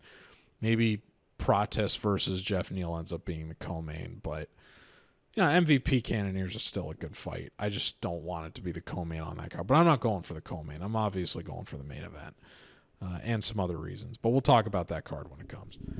In any event, the level of competition here for Vettori has been way higher than what Allen has been dealing with is the point I want to emphasize. At least what Allen was having on that win streak that I think has kind of fueled him to being the favorite in this matchup in spite of his 2 most recent performances when he had to kind of level up his competition into the top part of the division and promptly got beaten by both of those guys. Again, Vettori's not going to approach this fight the same way that Fluffy did against Brendan Allen.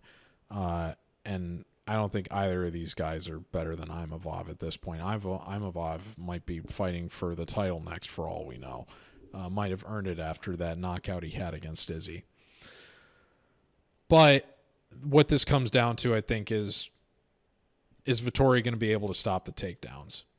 Allen, if he wants to win this, he's going to have to out-grapple Vettori. And that's easier than said than done against a guy that, you know, is a capable wrestle boxer the way that Vettori is. Vettori's takedown defense is above average, but he's only given up multiple takedowns in losses in his UFC career twice. Once was the Cannonier fight, and takedowns were not the reason he was losing that fight. He was losing that fight because Cannonier was getting the better of him on the feet, and because Cannonier set a significant strike record at the middleweight division at like 39, 40 years old in that fight. And then the only other time that Vettori has given up multiple takedowns in a loss was when he fought Antonio Carlos Jr. all the way back in 2016. So I would expect that given Vettori is going into this knowing what Allen is going to have to do in order to win this, that he's going to be able to more effectively shut that off. And this is a better striker than anybody that Allen faced on that win streak, in spite of what we've seen out of Vettori in his last two performances. This is a step down in threat level on the feet relative to what he has had to deal with. Might be the lowest threat on the feet since he faced Carl Robertson all the way back in 2020. Since then, had to fight the likes of Jack Hermanson, Kevin Holland, granted at middleweight. Still Kevin Holland. Izzy, Costa, Whitaker, Dolidze twice, and Cannonier. If Vettori keeps his fight standing, I think it's his to win. And that's what I think is going to happen. So 29-28 for Vettori, because he is a decision machine, is going to be my pick. But I don't see it totally out of the question that he ends up getting his first UFC knockout here. It would be the first time he's won a fight by knockout in almost 10 years. Only the third knockout of his MMA career. But Allen is a guy who has been knocked out in the UFC twice, both in the second round against the likes of Sean Strickland, who we know isn't a super heavy hitter in spite of the knockdown that he landed on Izzy, and against Chris Curtis in the first time they fought. So that's kind of my technical read on this matchup. But then there's one other element in here that I think is important to consider, and it's why I'm looking forward to this fight more than any other one on the card, with the exception of the main event. You are probably aware of the circumstances of Vettori coming into this fight, but if you're not, Vettori's brother died in a house fire accident earlier this year after he turned on the stove and fell asleep on the couch shortly afterwards. It's a horrible tragedy. And Marvin Vettori is somebody who, you know, I think part of the reason people enjoy like hating this guy, other than the fact that he's a decision machine in a sport that thrives on like optical violence and finishes, is, you know, he is a guy that just seems perpetually pissed off. He just has that disposition. And so that kind of energy and aura that he gives off is easy for other people to feed off of, and it makes him very hateable. He has one of my favorite quotes of any fighter that I've seen since I've been watching this sport. And it's when he's sitting in front of a plate of pasta. I think this is after one of his fights. It might have been a loss. I can't recall. But he said something to the effect of, you know, this is one of the only times I'm happy. Which I think is just such a remarkable insight into the mind of somebody that has to do mixed martial arts as a profession. At the same time, this is a guy that has competed in a title fight previously at the UFC level. It's that kind of fuel that you need to push yourself to be able to do something this grueling and be as good at it as you are. My point to say is, I don't think Marvin Vettori is somebody that has had a lot of moments of genuine happiness in his life based on that. Based on his own admission that he is a guy that is a perpetually pissed off guy. But he's coming into this fight with more than just anger as a motivation. He has already said on the record that he is dedicating this fight to his brother. Now, some people would make the argument that fighting on emotion can be a good or bad thing. You know, if Vettori is making the walk to the cage and he's already in tears, I'm going to be very, very concerned about this pick. I don't think that there's a bigger red flag than when somebody is walking out in tears. And I think I don't recall which fight it would have been, but I think there might have been one time earlier in his career where he did have tears on his walkout. So maybe he is going to come into this with a heavy heart. We'll see. I'm not a guy that makes the bet right before the cage door closes. I make my bets right after weigh-ins. So I'm just going to have to live with that if it ends up being the case. At the same time, I'll never forget when Damon Jackson knocked out Pat Sabatini less than a week after his brother was killed in, I believe, was a car accident. And he said, even in the immediate wake of that tragedy, he said, there was never a doubt in my mind that I wasn't going to do this. Because he said, this is one of the only places where I feel normal, is where I'm doing this. And you think about how badly Jackson's UFC run ended, and he still was able to pull out that result against a guy like Sabatini and get a knockout within the first 90 seconds. Sometimes it's very important for guys when they're going through that level of grief to be able to have this as their outlet. And Vettori's already an underdog here with what I think is a pretty clear-cut path to victory for him to forge. I can't wait to cheer for Marvin Vettori this weekend, which is not something I thought I would ever say outright again after the Cannonier fight. But you know what? I've said it before on this show. This sport has made me cry more as an adult than any other. And that's even considering the fact that after I graduated high school, I basically didn't watch it for almost 10 years, other than, you catch up on like the McGregor stuff and whatever. But I certainly wasn't watching it anywhere close to the level that I am now up until like 3 years ago. And even in spite of that, I've still cried more times watching this sport than football, basketball, anything else. There's no more raw reflection of the brutality of life than this sport, and it's one of the things that I love so much about it.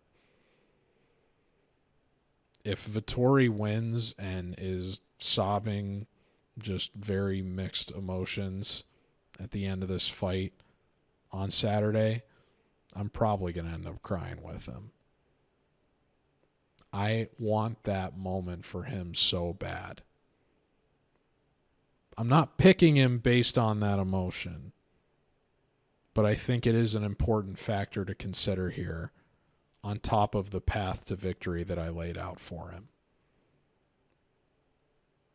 I cannot wait for this fight.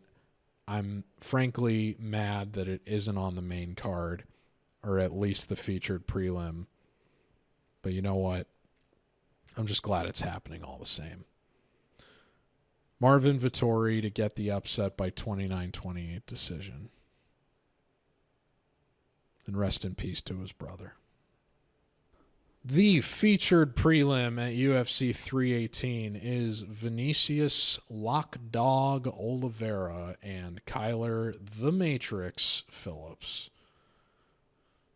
One of the best matchups of nicknames you're going to see all year in the UFC. Oliveira enters 22-3 last appeared at Fight Night Adesanya versus Imavov back at the beginning of February, where he dropped the first round, I believe, to Side Nurmagomedov, but Nurmagomedov kind of gassed out down the stretch, and Lockdog was shockingly, to a lot of people, able to out-wrestle him to a 29-28 decision win. Prior to that, beat Ricky Simon as an underdog at UFC 303. That was the one pick I got wrong that night, but if you go back and listen to my breakdown of the show, I talked about how I was basically picking Simone strictly off of the grade that I got from the variables I consider, but my gut said, don't make this guy a leg or you will regret it. And I'm glad I went with my gut. And but if I had followed my gut further and just said, just make this a stay away in spite of the fact that you think he's at a playable number, I would have gotten a sweep that night. But it is what it is.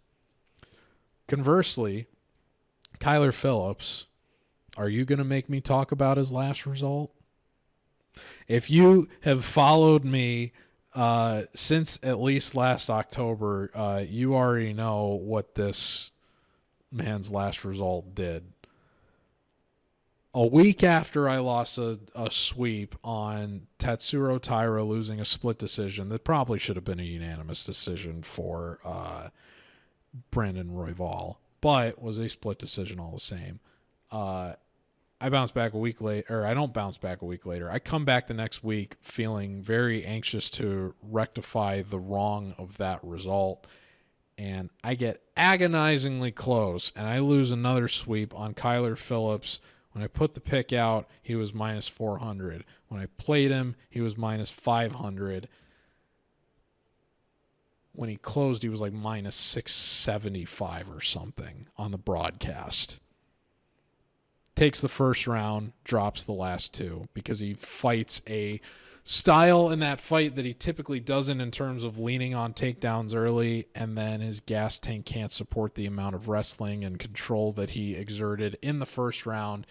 Foot goes off the gas. Kyler is a guy that is typically, if not faded, just really taking his foot off the gas late in fights, has kind of had to win the first 10 minutes to get a lot of his decision wins, but didn't have a lot for Font in that second round and really let that fight get away from him. And a lot of people are saying it was a career performance for Font and a sign of the resurgence. And then he promptly got a what a lot of people considered a robbery win against John Matsumoto, and somehow didn't incur the wrath of the MMA gods when he ignored Matsumoto's glove touch to open the fight and just came out and hit him, and arguably got the split decision pretty much entirely off of the damage that he landed from that sequence. Can you tell I'm a little bit bitter about Rob Font? In any event, I'm not totally willing to write off Kyler Phillips yet. And it stinks because I've wanted, since I saw Oliveira on Contender Series, I thought, wow, this is a guy that I think, even at a division as deep as bantamweight is, I think this is a guy that can be pretty good in the UFC. There's some pre-fight or pre-UFC attrition that I think is concerning that is going to come back to bite him eventually, but I'm looking forward to playing this guy when the right opportunity presents itself. He gets a fight against Bernardo Sopai, who has no UFC experience. I don't end up betting that one.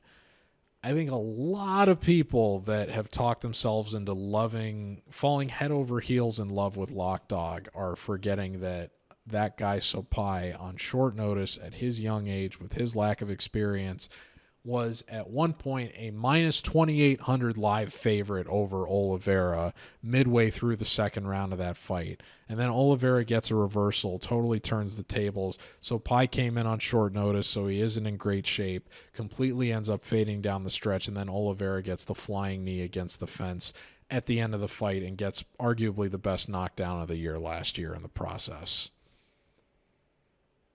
But it came off of losing the first half of that fight in a way where he was a minus 20, like the other guy was a minus 2,800 favorite, and arguably the worst opponent of the three that he's faced under those circumstances. Ricky Simone, as much as, he's kind of bounced back after his last two results, even though the Smotherman fight was another short-noticed opponent, replacement for him, I believe.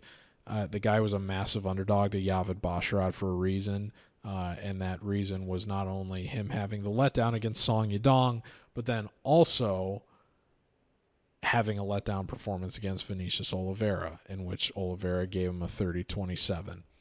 Now, the Said Nurmagomedov performance, especially given that fight was in Saudi Arabia, objectively impressive performance. And I had that fight graded razor close. If that wasn't in Saudi Arabia, I probably would have picked Oliveira. But I thought Nurmagomedov was going to get a little bit more grace from the judges if it was a close fight. But Oliveira won the last two rounds outright in a way where they couldn't take it away from him. So he was on a good run here. At the same time, I don't think that Simone or Nurmagomedov, even though Nurmagomedov is a good striker in his own right, the guy's very much more of a moment winner than a big volume guy, the way that Phillips has proven to be, at least for the first 10 minutes of his fights. And Oliveira, that Sopai performance just sticks out to me too much in terms of a guy that has the potential to be kind of caught off guard early in fights before he has to come back and win. Now you can make the argument that plays right into what Kyler Phillips' weakness is in terms of fading late in the fight, that Oliveira is able to come on strong. In that sense, I do think this fight is going to come down. This is going to be a close fight that comes down to who wins the second round.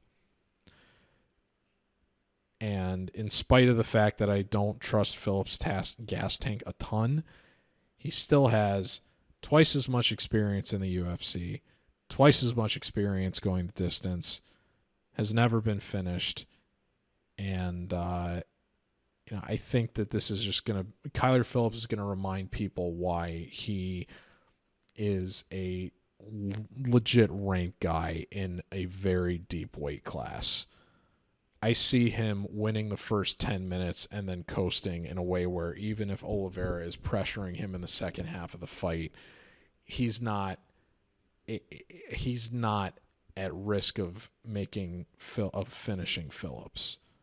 That Phillips has already made enough of an impression over the first 10 minutes that he's banked the first two rounds and then can just kind of coast. So give me Kyler Phillips to snap Oliveira's 5-fight win streak. I'm glad we're getting him as an underdog here. I do think that there is some pretty steep market bias both ways in this, given not only how many people have already convinced themselves that Oliveira is a future contender in this weight class. Maybe he is at 29 years old, but I think this is still a guy that has to take his UFC lumps before he's able to leap up to that level, particularly in a weight class like this. Kyler Phillips, still training out of an excellent gym with MMA Lab. A couple very good prospects out of that gym in terms of sparring partners, both in Sean O'Malley and Marcus McGee, that are at that same weight class. I think this is a good bounce back opportunity for him against someone that is not going to be able to give him the vet lesson the way that Rob Font did. So give me Kyler Phillips to win 29-28, bank the first 10 minutes. I do think that if one fighter gets a knockout here, even though Oliveira is the harder hitter between these two, again, Phillips is a guy that's never been finished and is pretty defensively responsible, all things considered. I would expect him to be able to stay out of any danger late in the fight, even as he's taking his foot off the gas. But I do think Phillips is going to remind people here why he's a legit ranked guy at bantamweight. And Oliveira is, the hype's going to come off of him a little bit after this, but I still think the guy's got a very bright future in the UFC, and I look forward to betting him one day. It just ain't going to be here. So give me Kyler Phillips to win 29-28. The main card opener at UFC 318 is Daniel Zellhuber against Michael Johnson. Zellhuber enters 15-2, last fought at Noche UFC, UFC 306, that is, last year, in what was one of the best fights of the year against Esteban Ribovics. That fight went to split decision. I picked Ribovics as an underdog. He was a pretty healthy underdog in that matchup, but my God, that final round of that fight is one of the best you're ever going to see. And, I mean, what a gritty performance for Ribovics to be able to, after suffering a knockdown, get up and then come back and make of enough impression with damage without getting a knockdown himself to come back and win that fight. I mean, that was not only an impressive performance for both guys, even though Zellhuber was enough of a favorite that it was expected to not be as close of a fight. But that kind of plays into why I am ultimately staying away from this one, because that fight was a continuation of a trend with Zellhuber that a lot of his fights start off closer than you would end up expecting, and then he kind of ends up having a bit of a letdown performance. Conversely, Michael Johnson is 24-19, last fought at the last event of last year in the UFC Tampa, where he knocked out Otman Izaitar in the second round. I had an extremely strong grade on him in that fight. I think I made him a parlay leg that night. I only ended up getting my spot blown up by Vitor Petrino fumbling late against Jacoby. In the same way, Bernardo Sopai was a 2,800 live favorite and ended up getting knocked out towards the end of that fight. Same situation with Petrino against Dustin Jacoby, where he was also a minus 2,800 live favorite and got knocked out in the last 90 seconds. But I think I made Michael Johnson a parlay leg that night. I felt pretty good about him, and I think that people were I don't know if people were overrating Izaitar, but I think they might have been overestimating how well suited he would be to capitalize on the attrition of Johnson. Daniel Zellhuber is better than Otman Izaitar. So I think that he's in a better position to capitalize on matchmaking with an opponent like Johnson than someone like Izaitar is. That being said, I've always had a pretty rosy opinion of Michael Johnson.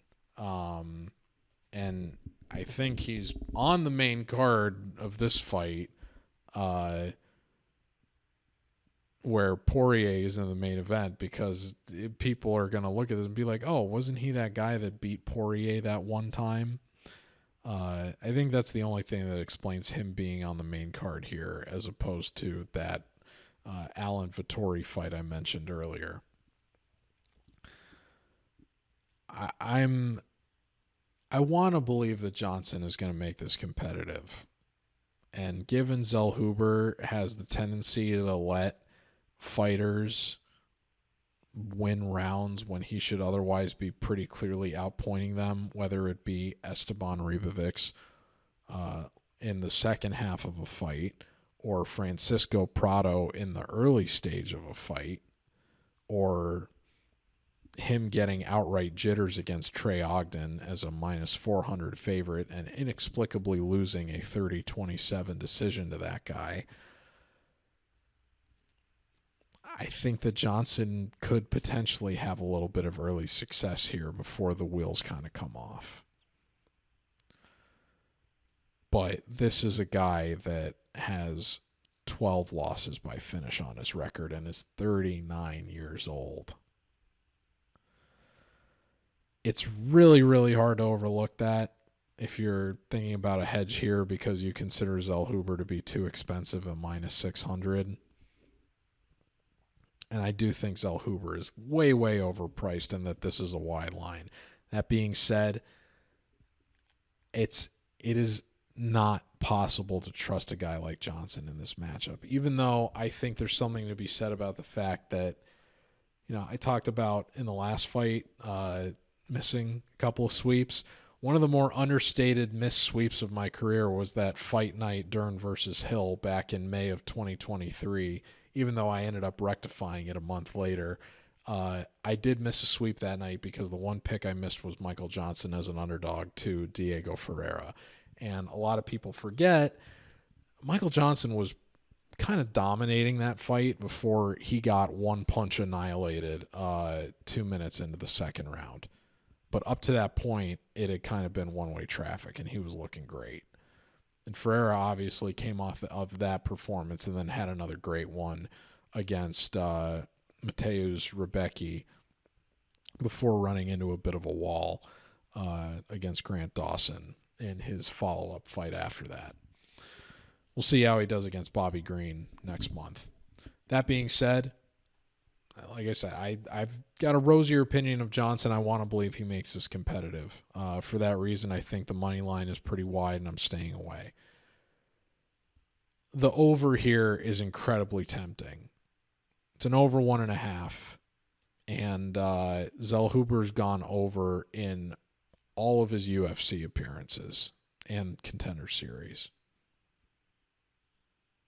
The problem is Michael Johnson has 12 losses by finish on his record. Now, I've played overs with, I invoked the Anthony Smith comparison earlier in terms of comparing the number of times they've been finished in their MMA careers, and I've taken Anthony Smith overs before. I did it against Khalil Roundtree, and Roundtree ended up knocking him out not until the third round. So that ended up hitting. The difference is that was a plus money, and this over is minus 210. So even though the amount of times that they've gone over 7.5 minutes in their fight is conducive to playing the number at that range, I think it's right around 75% is the amount of times that they've gone over in UFC appearances, at least since Zellhuber started or made his Contender Series appearance in 2021, but it might be just all. I think I might have actually accounted for all their UFC appearances total, so all the wealth of ones that Johnson has. Still a guy that has 12 losses via finish, 3 via knockout, 2 of them within the last 6 years, including getting his chin snatched by Josh Emmett and getting like put out bad against Diego Ferreira only 3 fights ago. I do think that this is a good spot for Zellhuber to potentially get his first UFC knockout win. But I think he could just as easily get a submission given he's already got one on his record in the UFC. And Johnson's been submitted 9 times. So I think club and sub is going to be constantly a threat here for Zellhuber. It's just a matter of how quickly is he going to start. At the same time, Johnson ends up winning this. You know, Zellhuber already showed he's got a really, really good chin against Ribovics. But Johnson still hits very, very hard. Just ask the guy at the top of the card if that's the case. So I think his win condition is probably much more earlier than later, and I think if he recognizes that, he's going to kind of fight a little bit reckless where I could very easily see this fight ending in the first half as opposed to the second half. I'm going to say the fight does go over and that Zellhuber gets a later finish, like late second round, third round club and sub. But again, I don't have any interest in betting this just because the money line is super wide, and I think Johnson is being a little bit disrespected by that. And even though the over looks playable, even at the price that it is, you can't take a fight with an over that's this juiced when there's this wide of an age gap and the guy at 39 years old has been finished 12 times previously. That's just not a smart play. So stay away. Watch this one as a fan. I'll be rooting for Johnson, but I expect Zellhuber gets it done. The next fight is Dan 50K Ige and Patricio Freire Pitbull. Ige enters 19-9, got a very nice underdog win against Sean Woodson at UFC 314. Very controversial stoppage, but Ige had also banked the first 2 rounds on, I think, at least 2 of the judges' scorecards. So he, even before that moment happened in the third, or that finishing sequence, he was still on his way to winning the fight. Conversely, Patricio Pitbull, obviously a guy that was considered, one of the best. I think, was it featherweight? Was where he was predominantly champion in Bellator. Was considered one of the best in that weight class for a while when he was in Bellator. A lot of people wanted to see him in the UFC earlier than he ended up making his way over here. But finally made his UFC debut on the same card that Ige fought at UFC 314. Lost a unanimous decision to Yair Rodriguez that frankly wasn't even close. Third round got a little bit interesting, but Yair still ended up controlling it enough in a way where it was a pretty clear 30-27. Not a good performance for Pitbull, who just turned 38 last week. When I first heard this fight was happening, I knew based on... I talked about how when I put out the stay away for Pitbull, that I thought it was curious that even though he didn't have any UFC appearances, he already had some numbers up on the UFC stats website. And so I said you got to approach those with a grain of salt. And the same thing is still true in this case. That, the fight with Rodriguez didn't drastically change them that much, but at the same time, what happened in that fight was kind of reflective of what the stats ended up still being. There wasn't a dramatic shift in terms of the numbers after that full 15-minute UFC appearance. And the guy is 38 years old. But I've historically had very strong grades on Ige. I picked the guy to beat Movsar Evloev after all. I think I've backed him in almost every one of his fights except for maybe the Bryce Mitchell one, but I don't recall off the top of my head. In any event, Ige is somebody I think I put out a stay away for the Diego Lopez fight just because that came together the day of. But picked him to beat Damon Jackson, picked him to beat Landwehr, picked him to beat Feely, even picked him to beat Lerone Murphy, and that fight was 1-1 going into the third. Murphy was just able to wrestle him to I think it was right. I don't recall off the top of my head, but in any event, lost that one pretty clear cut, but fought well for an underdog and won the first round. I think getting a knockdown, or at least clearly the more impactful damage, and had an opportunity to get the win, but didn't end up materializing. You look at Pitbull. He had that weird situation where I think he went to corner his brother in Rizin in Japan, and his brother had to pull out or something, and so he was kind of like, yeah, screw it, I'll jump in there and give the guy a bit of a boost, or I'll help fill in, and then ends up getting knocked out in 2.5 minutes. Look, the recent circumstances for Pitbull and Patchy Mix coming over from Bellator to the UFC have both revealed the kind of concept of there's levels to this.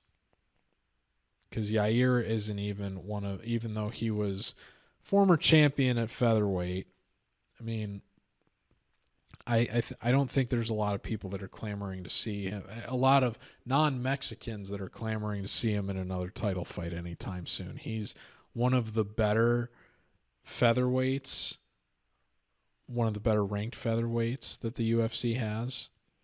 But in terms of being a title contender again, I don't quite see it. And that guy was able to 30-27, the sunsetting stage version of Pitbull. And then Mario Batista comes in as an underdog and beats Patchy Mix. Dan Ige is, I think, in that same caliber of one of the better featherweights in the division.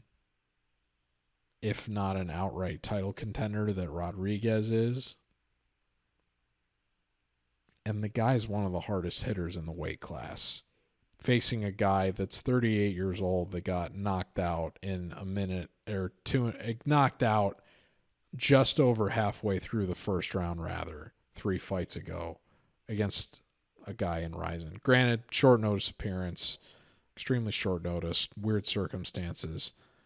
But again, it's a bad loss to take when you're 38 years old.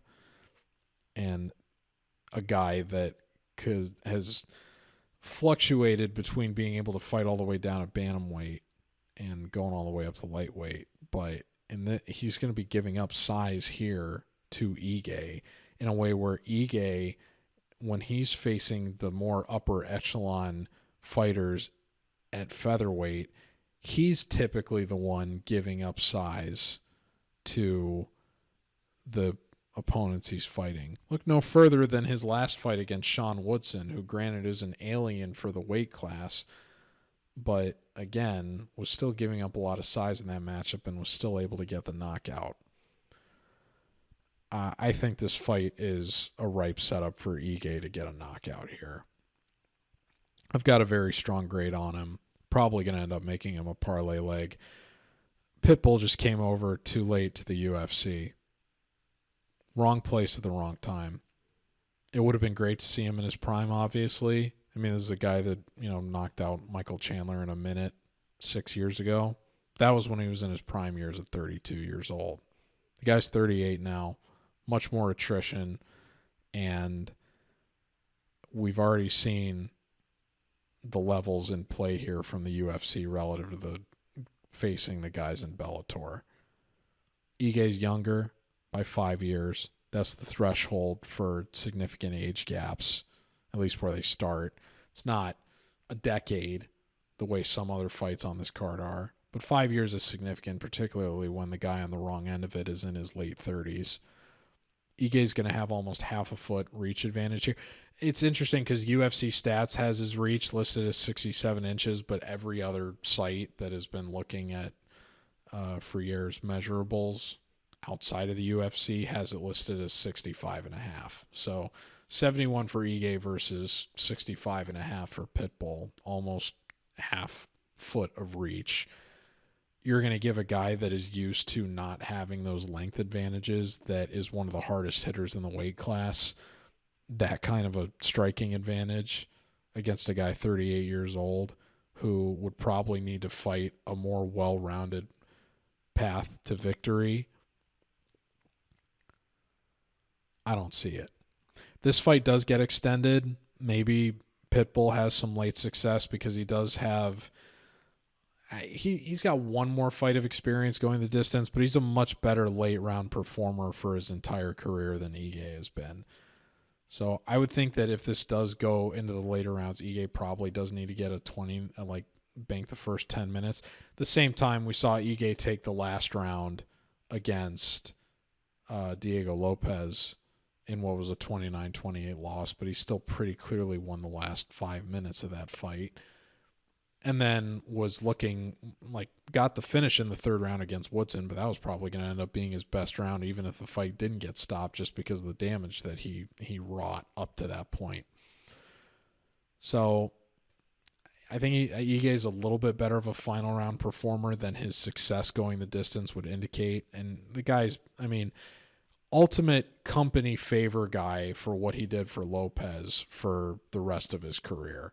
The UFC is not only for the fact that he did that, but the fact that he set a precedent that, you can take a fight as a replacement, even having woke up that morning not expecting to fight. If I did it, you can do it too. And I'm sure the UFC is very grateful he's set that precedent, because I can't imagine that's going to be the last time that circumstance takes place, with how much we see short, late notice bookings happen, even if that was the first time anybody had seen that happen before. Company guy getting the right matchup at the right time here. I think this is tailor-made for Ige to get a knockout. I'm going to say that he gets a second-round knockout on Pitbull. If this does get extended, I think he can probably still win a 29-28, possibly a 30-27. Pitbull just came over too late, man. I don't really see a path to victory for him here, short of, a grappling, wrestling heavy game plan that, frankly, I don't believe his gas tank at the age that he's at against a UFC level competitor, I don't see him being able to sustain that for at least 10 minutes to bank 2 rounds against Ige. So give me Dan Ige to win by second round knockout.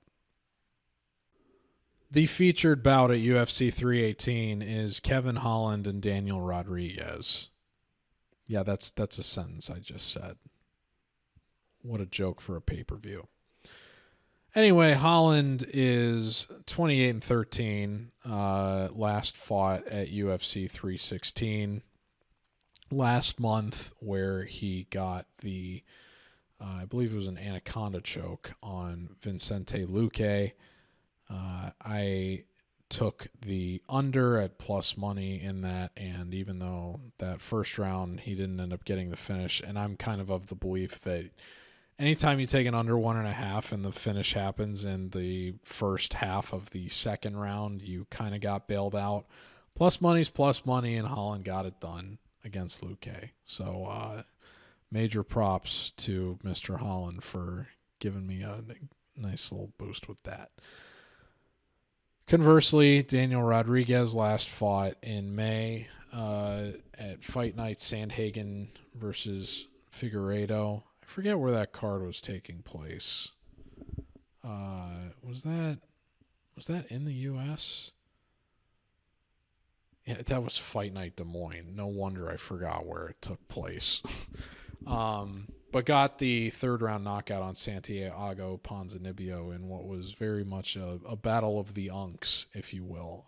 Who's more washed contest. And I took D-Rod thinking he was less washed, thinking that his fight with Alex Morono should not have been a split, thinking that he had a better performance against Kelvin Gastelum than his unanimous decision loss would indicate, recognizing that he probably had a little bit longer of a runway here than Ponzinibbio, given the fact that the UFC gave him like a 5 or 6 fight contract extension because he was complying with the shenanigans around Gastelum having that fight moved up to middleweight last year. And Rodriguez, I think, pretty clearly was going to win that fight by decision even before he got the knockout on Ponzinibbio, but still got it in the third round and got one of the best photos of the year in terms of him kind of flexing and screaming while Ponzinibbio was kind of hopelessly wobbled in the background after the fight's already been called. I really like Daniel Rodriguez, but this is a horrible matchup. And it's obviously a great sign for Kevin Holland taking his career seriously that it seems like he's sticking around at welterweight and that he's staying as active as he is. The money line, I think, is too much here. You really, really got to be... I mean, we're racing out to like near 500 territory for Holland right now. He's already over 500, I think, at least one book. But we're getting close to that 500 range. But you can't play Holland at 500, even though I feel, at least gut check wise, that he's probably going to get whatever finish that he wants here. It's more just a question of how quickly it takes place. What I think is more interesting here is that when obviously, at this point, I look at the money line. The money line isn't playable, but I still think the favorite's going to win. Then I go look at what hedging on rounds would get me, because those are the only two ways that you can put parlays together at the most accessible book in the world. What I think is so interesting about this fight is that it is lined at 2.5 rounds. I honestly can't recall the last time the standard line on a Kevin Holland fight was 2.5 rounds. Because I've spoken about how I've gotten burned playing Holland as a favorite before, happened against Wonderboy. I've gotten burned playing him as an underdog, happened against Jack Della Maddalena. I've also had success betting him as a favorite, like when he fought Michael Chiesa. But I also bet him as, I think he might have been the favorite against Roman Dolidze. And I think I bet him as an underdog. I think he was the underdog to Renier de Ritter. Those were both closely lined fights, but in any event, I took Holland in both of them, and he ended up losing both of them. So when you're taking a Holland money line in a close fight, it's kind of at your own risk. In terms of his performance when he's a big favorite, I don't really know what... I mean, I do know that I think he was a pretty big favorite over Alex Cowboy Oliveira and Tim Means. I know in the Oliveira fight, that was the first pay-per-view that I ever did. And I took the over in that fight, and that was an over 1.5. And when the fight got to the end of the first round and Cowboy Oliveira had him in back control and was threatening to choke, and Holland kind of gave the thumbs up to the camera like, nah, I'm good, don't worry about it. I was thinking, okay, good. Oliveira is delaying this fight out to what I thought might happen, so we're in good position here. And then Holland knocked him out less than 45 seconds later after the second round started. So that one went up in smoke. The Tim Means fight, I think he was like a minus 300 favorite. He got the submission in that one. I would imagine that had to, given how old Means was, that fight had to be lined at 1.5 as well. Chimaev, I took the over on that one, thinking it's short notice, might get extended a little bit more. It's Holland at middleweight. Wrong read. And then the Ponzinibbio fight, I did have Holland picked to win as the favorite, but I was just feeling still snake bitten by what happened with Wonderboy. And so having picked Holland as the favorite in that one too, albeit that fight was lined much closer. And so I didn't make Holland a favorite.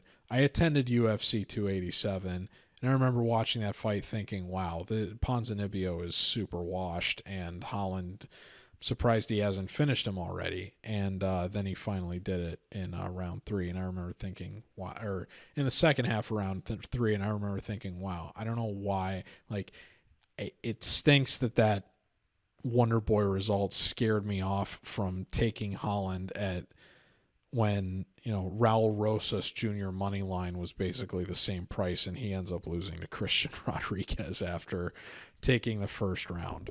So, and that ended up costing me a winning night at a pay-per-view that I attended. So it was tough to see that one go the way that it did. But then he beats Chiesa, loses the split to Della Maddalena. This is my long-winded way of getting to the point that the only consistent success I have had betting Holland is when I've taken his unders. And the last 2 unders I've gotten that I've played him at against Nicolle Oleksiejczuk and Vicente Luque have both been plus money, but they've also both cashed. And in the case of the Oleksiejczuk result, that was very fortuitous in the sense that Oleksiejczuk got a very rare knockdown on Holland, who has one of, if not the best chins in the UFC. And he ended up turning that into a submission win just after the 90-second mark at UFC 302. And I already broke down the Luque fight.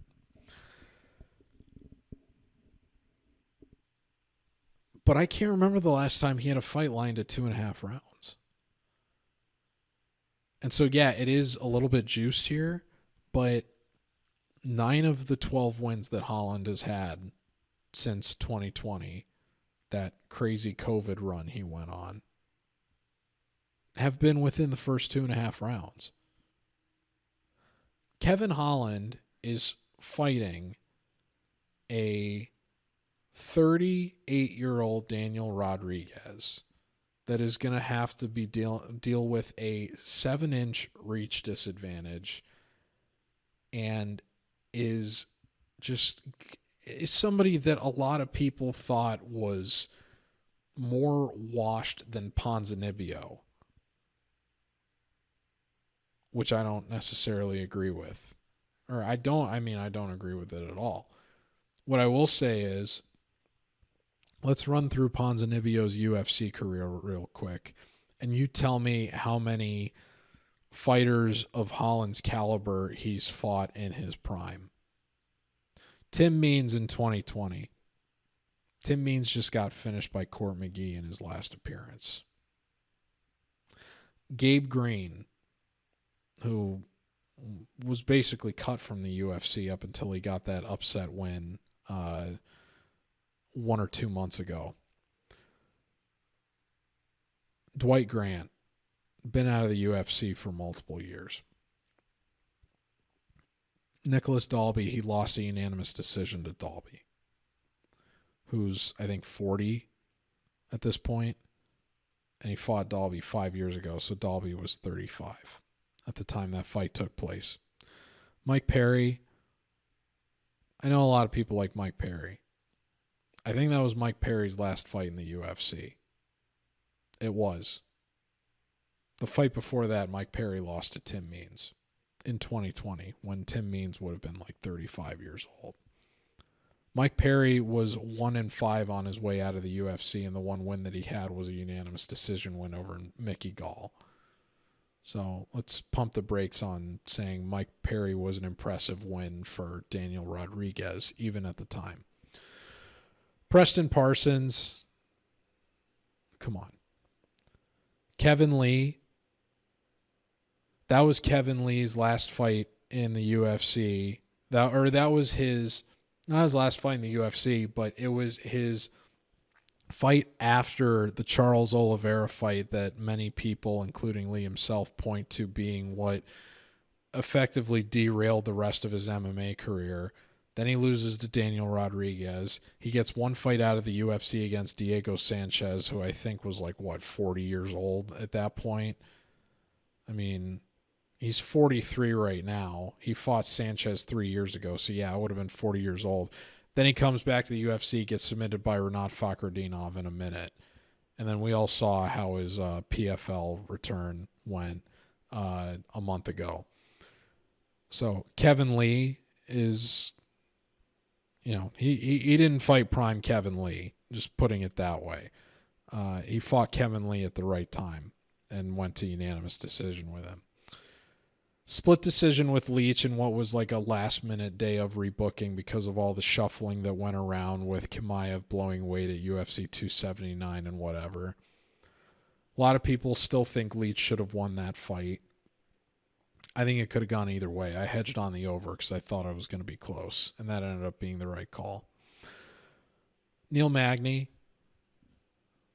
he got put in the Magnyverse. Ian Gary, Kelvin Gastelum at middleweight after this whole blown weight fiasco up a weight class from that fight was supposed to be a welterweight, and then Gastelum wasn't even going to make anything close to that, so they had to move it up to 185. Alex Morono, Santiago Ponzinibbio. There is one guy in that list that is an elite caliber welterweight that D-Rod has faced in their prime. And it wasn't even a guy who was in his prime yet. It was Ian Gary. And Ian Gary head kicked him in the first 3 minutes. None of the other guys on that list are in the prime condition with the speed that Holland has. The closest comparison is Ian Gary, and Ian Gary ran through him. I don't see why Kevin Holland isn't going to do the same thing here.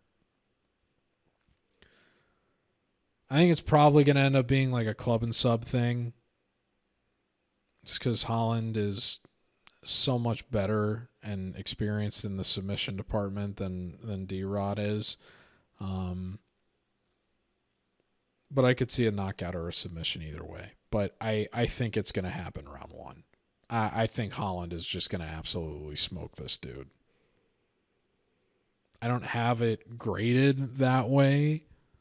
I think that the line is pretty wide just because of how unreliable Holland has proven to be from a fight IQ perspective. at the same time, gut check is telling me, based on the career rundown I just did for you and looking at, or the UFC career rundown I just did for you for Rodriguez's competition relative to what Kevin Holland's most frequent outcomes have been in terms of fights that he's finished, or just the 12 wins that he's had since 2020, rather, where 75% of them are ending inside of 12 and a half minutes. Yeah, that Ponzinibbio fight went over, but again, I think he was kind of in a situation where he had to get his groove back a little bit after what happened with Wonder Boy and breaking his hand in that fight. He's taken this fight on 6 weeks. Probably because the check is pretty nice. But this is a tailor-made matchup for him to tee off too. Kevin Holland, first round club and sub. I think it's pretty clear. I'm surprised that this hasn't been relined and that there isn't more juice on it, given how much of a favorite Holland is. I think I'm going to have to end up making this a parlay leg if it stays the way that it does. But we'll see how things shift before the two of them walk into the cage and weigh in and whatever else going into Friday, or Saturday rather. The co-main event at UFC 318 is Roman Kopylov and Paulo Costa. Kopylov enters 14-3, last appeared at the first UFC event of this year, Dern versus Rivas 2, in which he knocked out Chris Curtis in the final second of the fight with a very nice head kick. Curtis protested the stoppage. It's pretty understandable why Mark Smith did what he did. It was an encouraging performance for people that had been previously skeptical of Kopylov's cardio, because he did a very good. I didn't understand the criticisms just because so many of Kopylov's fights that have been finishes happened after the first round, which is not something you typically see for a guy that has won all but 2 of his career MMA fights by knockout. You tend to see more first-round finishes, but he had a lot of second and third-round finishes, which showed he was kind of more of a builder than anything else. And most builders do not have bad gas tanks. But against Curtis, Kopylov won the first round and then recognized that he was probably going to need to bank one more round if he wasn't going to get the finish. Kind of took his foot off the gas in the second round and then had enough left in the third round to turn it back up and then not only win the round convincingly prior to getting the finish, but then end up getting the finish itself at the end. So I thought it was a very encouraging result for Kopylov, and it scared Chris Curtis down to back down to welterweight. Conversely, Paulo Costa has not fought since UFC 302 last year, in which he should have lost a fairly straightforward unanimous decision to Sean Strickland, but one judge inexplicably scored the fight for Costa in what was one of the worst scorecards of the year. Probably the only 2 scorecards of the year that were worse were the 30-27 for Tai Tuivasa against Jairzinho Rosenstrike and the scorecards for Rinat Fakhretdinov against that Brazilian guy he fought at UFC. I don't remember if it was Saudi Arabia or Abu Dhabi, but it was a bad robbery in any event. Man. Paulo Costa, just one of my favorite characters in this sport. It's a shame that he pissed away his prime as much as he has.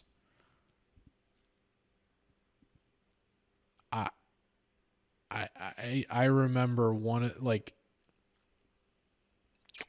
the first fights that I remember, like when I started watching the UFC main events regularly again, that first got me, like started getting me back in. especially because, it was one of the only sports that was on during COVID, even though this was later in the year at that point, was seeing that undefeated Izzy was about to face an undefeated Paulo Costa. That got me very intrigued as a undefeated, or as a very casual MMA fan at that point. Having known basically nothing about Paulo Costa other than seeing that he had this crazy fight with this guy, Yoel Romero, who was otherwise kind of old, but I didn't really appreciate who Yoel Romero was at that stage. And I was kind of rooting for Costa in that one just because my casual brain was just kind of like, oh, Izzy, I at that point, I was in the casual camp of Izzy haters rather than the hardcore fans that appreciate Izzy for what he is. And, I wanted to see Costa win, so it was kind of a letdown seeing him just get absolutely blown out. And the guy is, very, very, I want to be careful how I phrase this because, I thought a lot about making a comment this week about, there's a lot of people doing McGregor PP posting that, if this is all you've been doing all week, not only leading up to a pay-per-view, but like during business hours, you really need to get a grip. That's to say, I am going to preface it with no homo, but I think if I could have the body of one UFC fighter, it would probably be Paulo Costa. And whether or not you agree or disagree with me, I think Tracy Cortez understands what I'm talking about. Which, by the way, Costa, when that whole Chat GPT craze was going on, I tweeted him a Studio Ghibli-fied picture of him with Tracy Cortez at his bathroom, and he not only acknowledged it, but said, "I can't believe my eyes," or something to that effect. After I said that to him, just saying, "Have a great weekend, Paulo." And so very grateful Costa, probably the highest profile MMA fighter to acknowledge MMA Rax at this point. But yeah, man, this guy is now, since that Izzy fight where I just wanted to believe in him so bad, he's 1-4 in his last 5. And none of the fights have been particularly close, especially that Strickland fight that was inexplicably a split decision should have probably been at the very least a 49-46. And the Luke Rockhold fight, Rockhold hadn't fought for like 2 or 3 years or something. And that fight still ended up being, I think, a little bit hairier than people that were picking Costa at like 350 would have cared to admit. I think I played the under in that fight and got burned. So I've never had the opportunity to bet Costa. I don't rate him very highly. And I don't know how you can pick him in this matchup, frankly, other than just kind of as a speculative underdog. The Costa that beat Yoel Romero, we haven't seen that guy in a very long time. And I know that there's people that's thinking that he's starting to take his career more seriously again, and that this is going to be a return to form for him, and that this is a step down in competition relative to the guys that he's lost to recently. Kopylov's good, man. He just is. He's more technical, and he's frankly taking his career much more seriously than Costa is, even if he has yet to achieve the heights that Costa has relative to divisional respect. The only guys that have beaten him at this point have all been like very ground heavy fighters, other than maybe Karl Roberson, but even Roberson ended up winning that fight because he submitted him. Guys that have been willing to brawl and strike have pretty much all gotten knocked out, with the exception of Cesar Almeida, who Kopylov was able to fight a surprisingly more well-rounded fight against and get the split decision that I don't think should have been a split decision, frankly. But even though Almeida had a little bit more striking success in the second half of that fight. The biggest moment of striking in the whole fight was still Kopylov getting the knockdown in the first round. So it speaks to the kind of power that this guy has. And he's never been knocked out. I don't expect Costa to fight smart, because when has he done that? If he's going to brawl with Kopylov, Kopylov is going to have the stance advantage as a southpaw. He's got a 3-inch reach advantage, and he's the far more defensively responsible fighter of the two of them. And he quietly has more UFC finishes than Costa does.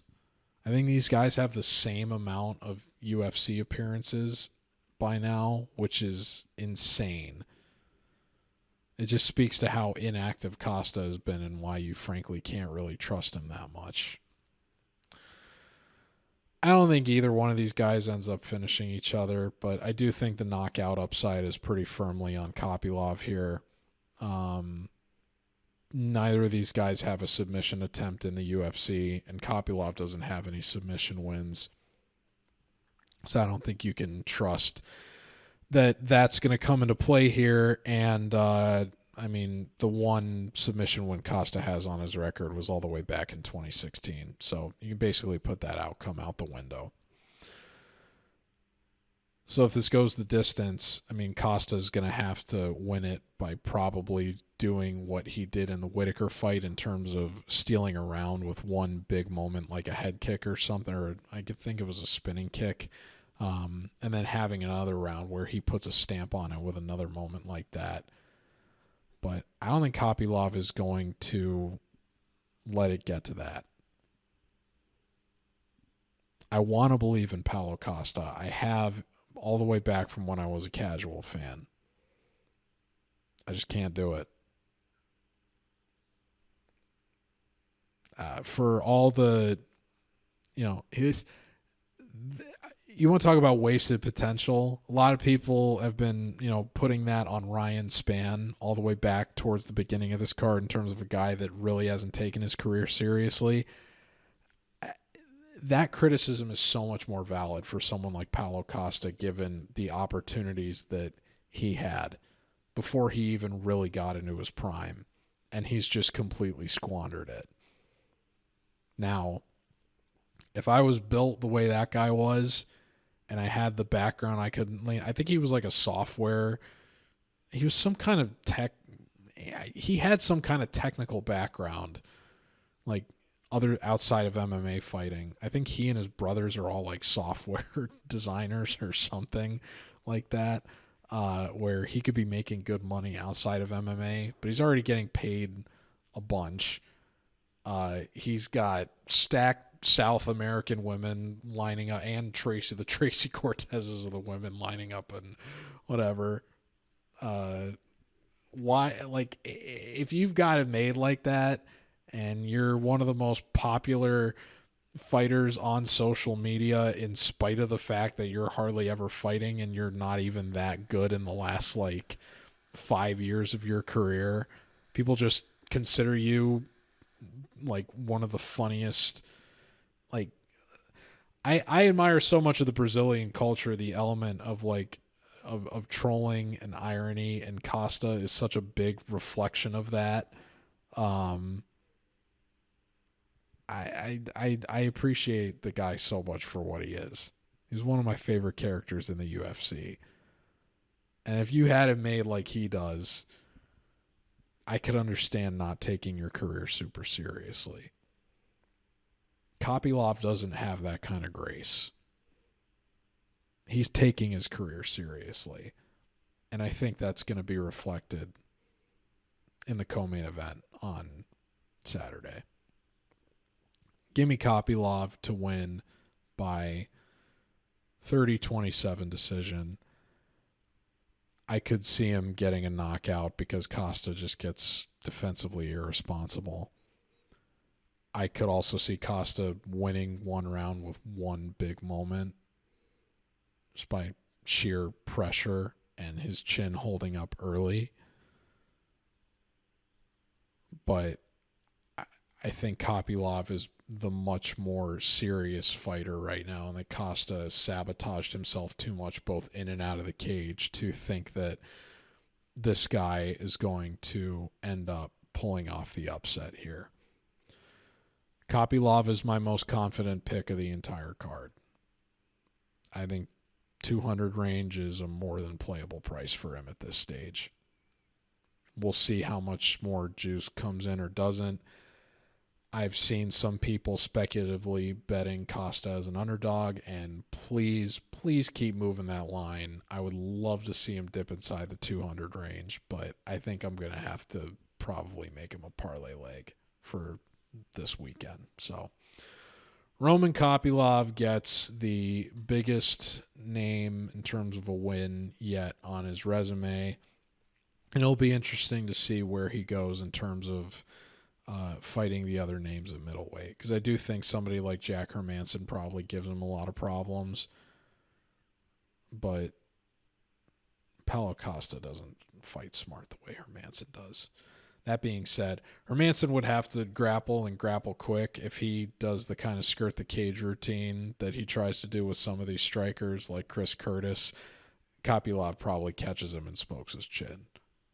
But I do think even though the other more well-rounded names at middleweight that fight smarter and more to their strengths probably keep Kopylov from ever being a contender outright, I think there's a lot of ranked guys at middleweight that are still going to be able to beat Costa at this stage based on what we've seen in the last 5 years. So, Roman Kopylov, 30-27. I don't think a knockout is out of the question, though, either.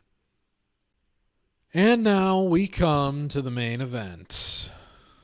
Shine bright in the beautiful sea. I choose to be happy. You and I, we're like diamonds in the sky. You're a shooting star at sea, a vision of ecstasy. When you hold me, I'm kidding. I'm not picking Poirier. Anyway, Max Holloway versus Dustin Poirier 3. I spoiled my own pick, but I put it out on Twitter an hour before this went out, so whatever. It is going to be a close fight, though. I mean, go figure. Holloway lost the first 2 times they fought, although you can't really put a lot of stock into that first time they fought because it was Holloway's debut. And as they alluded to on the Schillen and Duffy fight, Holloway was basically a Boy Scout at that point, although they were both relatively green in the UFC. That being said, Holloway did just get knocked out for the first time in his last appearance against Ilia Topuria. You know, I actually misremembered. I thought that knockout at first actually happened in the second round, the same way that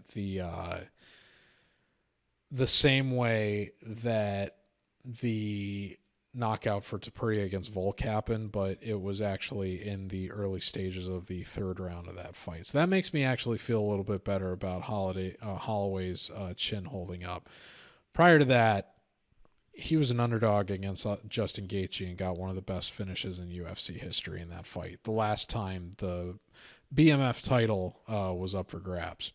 And yeah, I did pick him as an underdog in that one. I do think, even though MMA math is not a perfect science, I do think that the difference in results between these two relative to that Gaethje fight is something important to consider when forecasting the result of this one.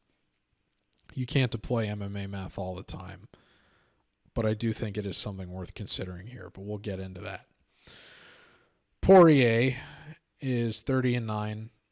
Does have those 2 wins over Holloway in what is about to be what would you call it, duology? I don't know, about to be a trilogy, but hasn't fought in over a year, headlined UFC 302 in the lightweight title fight against Islam Makhachev.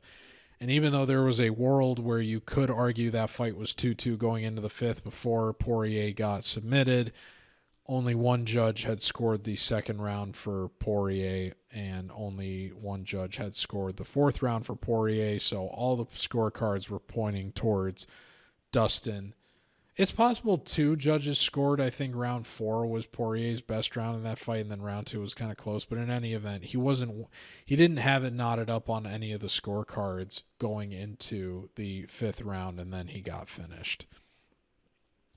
I took the under 2.5 in that fight because Makhachev was close to an unplayable money line, but I still thought he was going to get the finish earlier than he did. But all things considered, Poirier gave a good account of himself. The fight before that knocked out Benoit Saint-Denis. Circumstances of that were kind of interesting because Saint-Denis, I think, won the first round of that fight. DP was too willing to jump guillotine. It was kind of going the direction I thought it was going to go at first.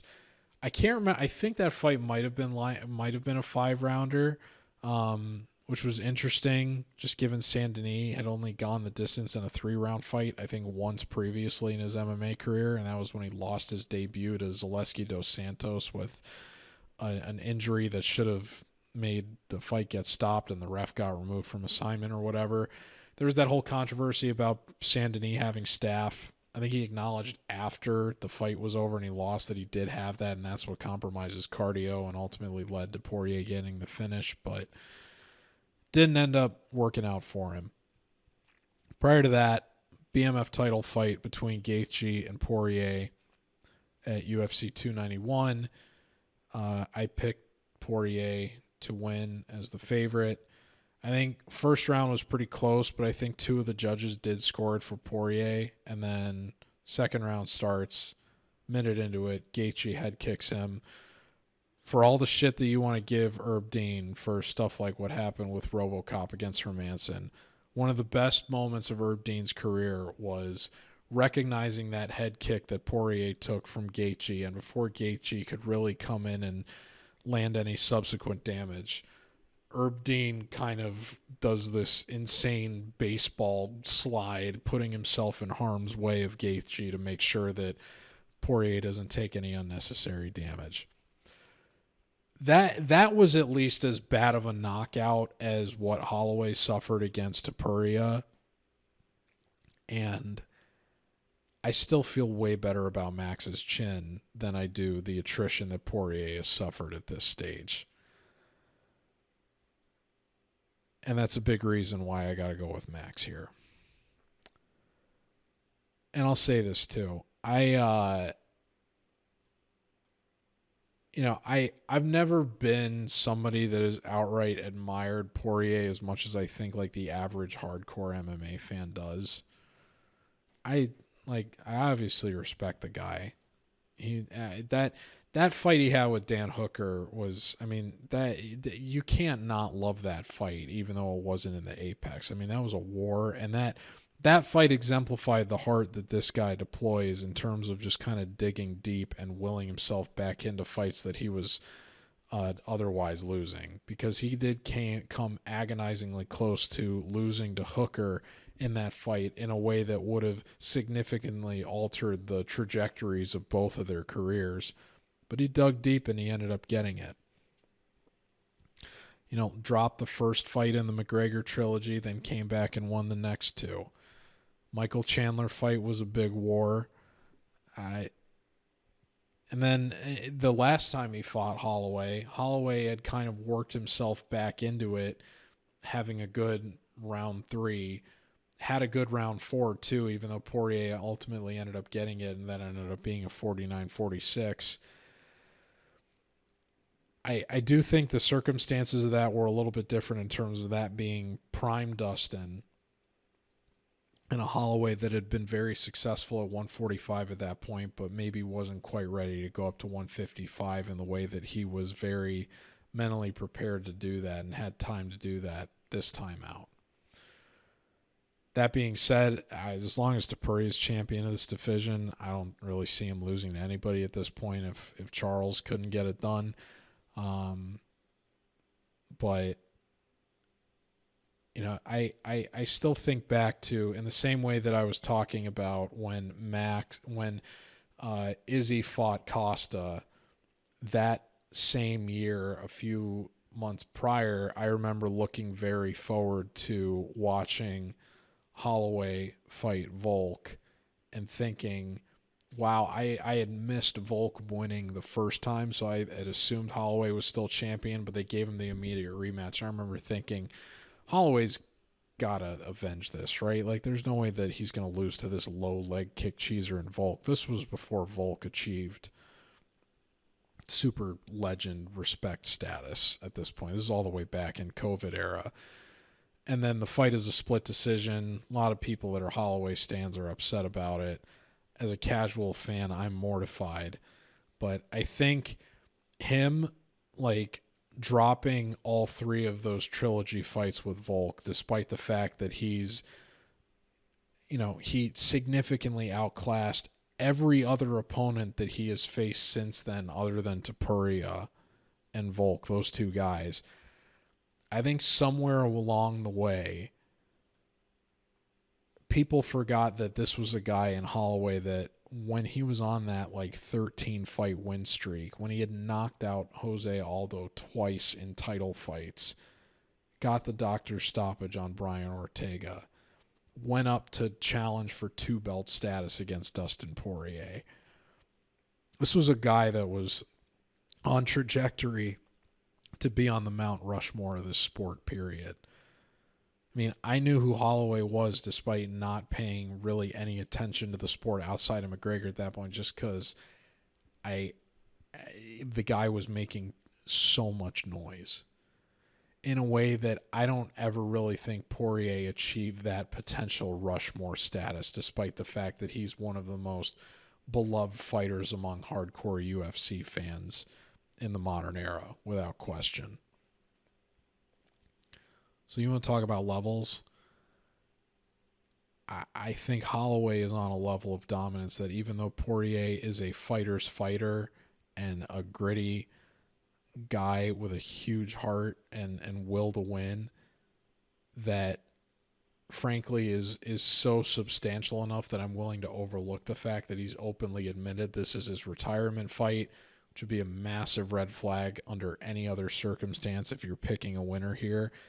I don't think it comes into play for Poirier, because there's no way that he's coming into this looking to lose to a guy that he's already beaten twice, fighting in front of his hometown. I'd feel a lot better about Holloway in this fight if it wasn't happening in New Orleans, but I do think the crowd is going to be something to consider here. But by that same token, it's not like I think Holloway's going to I think he'll probably get booed before the fight starts, but I think he's going to command enough respect in terms of his own success that it's not like his own moments are going to be understated, even though the crowd is going to go crazy every time Poirier has big moments. It's not like Max is going to leave them silent or anything. The guy's too good to not elicit strong emotional responses from onlookers. But this guy dominates in a way that Poirier just does not, man. And again, I talked about being cautious with invoking the MMA math, but that's something that you really have to consider in terms of the difference of their results against a guy like Justin Gaethje, especially considering in terms of how the market was evaluating those matchups going into them. People were favoring Dustin to win that fight, and he gets knocked out via a head kick. And people were favoring Gaethje to beat Holloway because it's like, oh, well, Holloway moved up to lightweight and it didn't work out for him.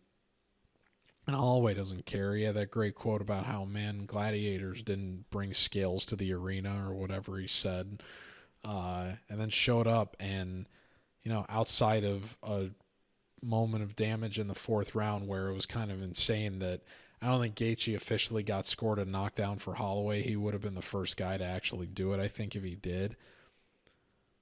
But Holloway still just completely, totally dominated that fight in a way that I don't even know if people that picked Holloway to win were necessarily expecting.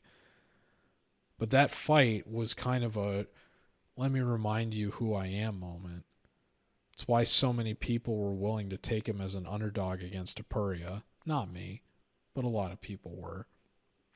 And, I think that the Topuria result has just kind of led to an overcorrection in terms of an estimation of this guy's abilities.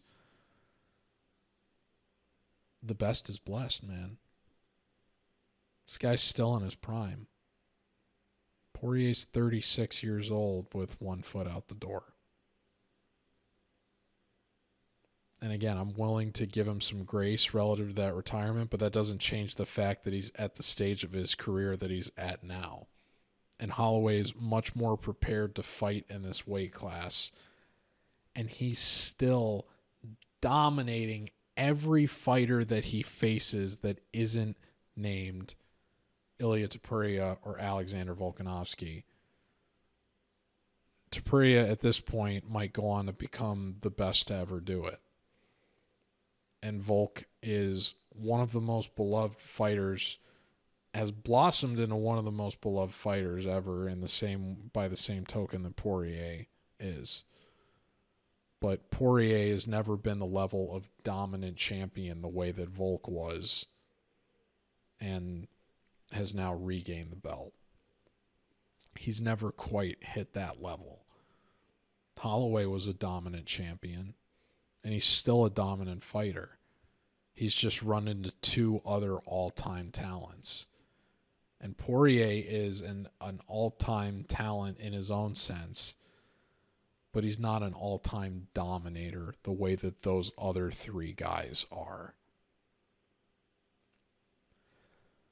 I get taking him as an underdog. I have it graded pretty close. I think the submission upside is probably on the side of Poirier, and he's already beaten Max by submission once, even though I don't think you can put a lot of stock into that fight.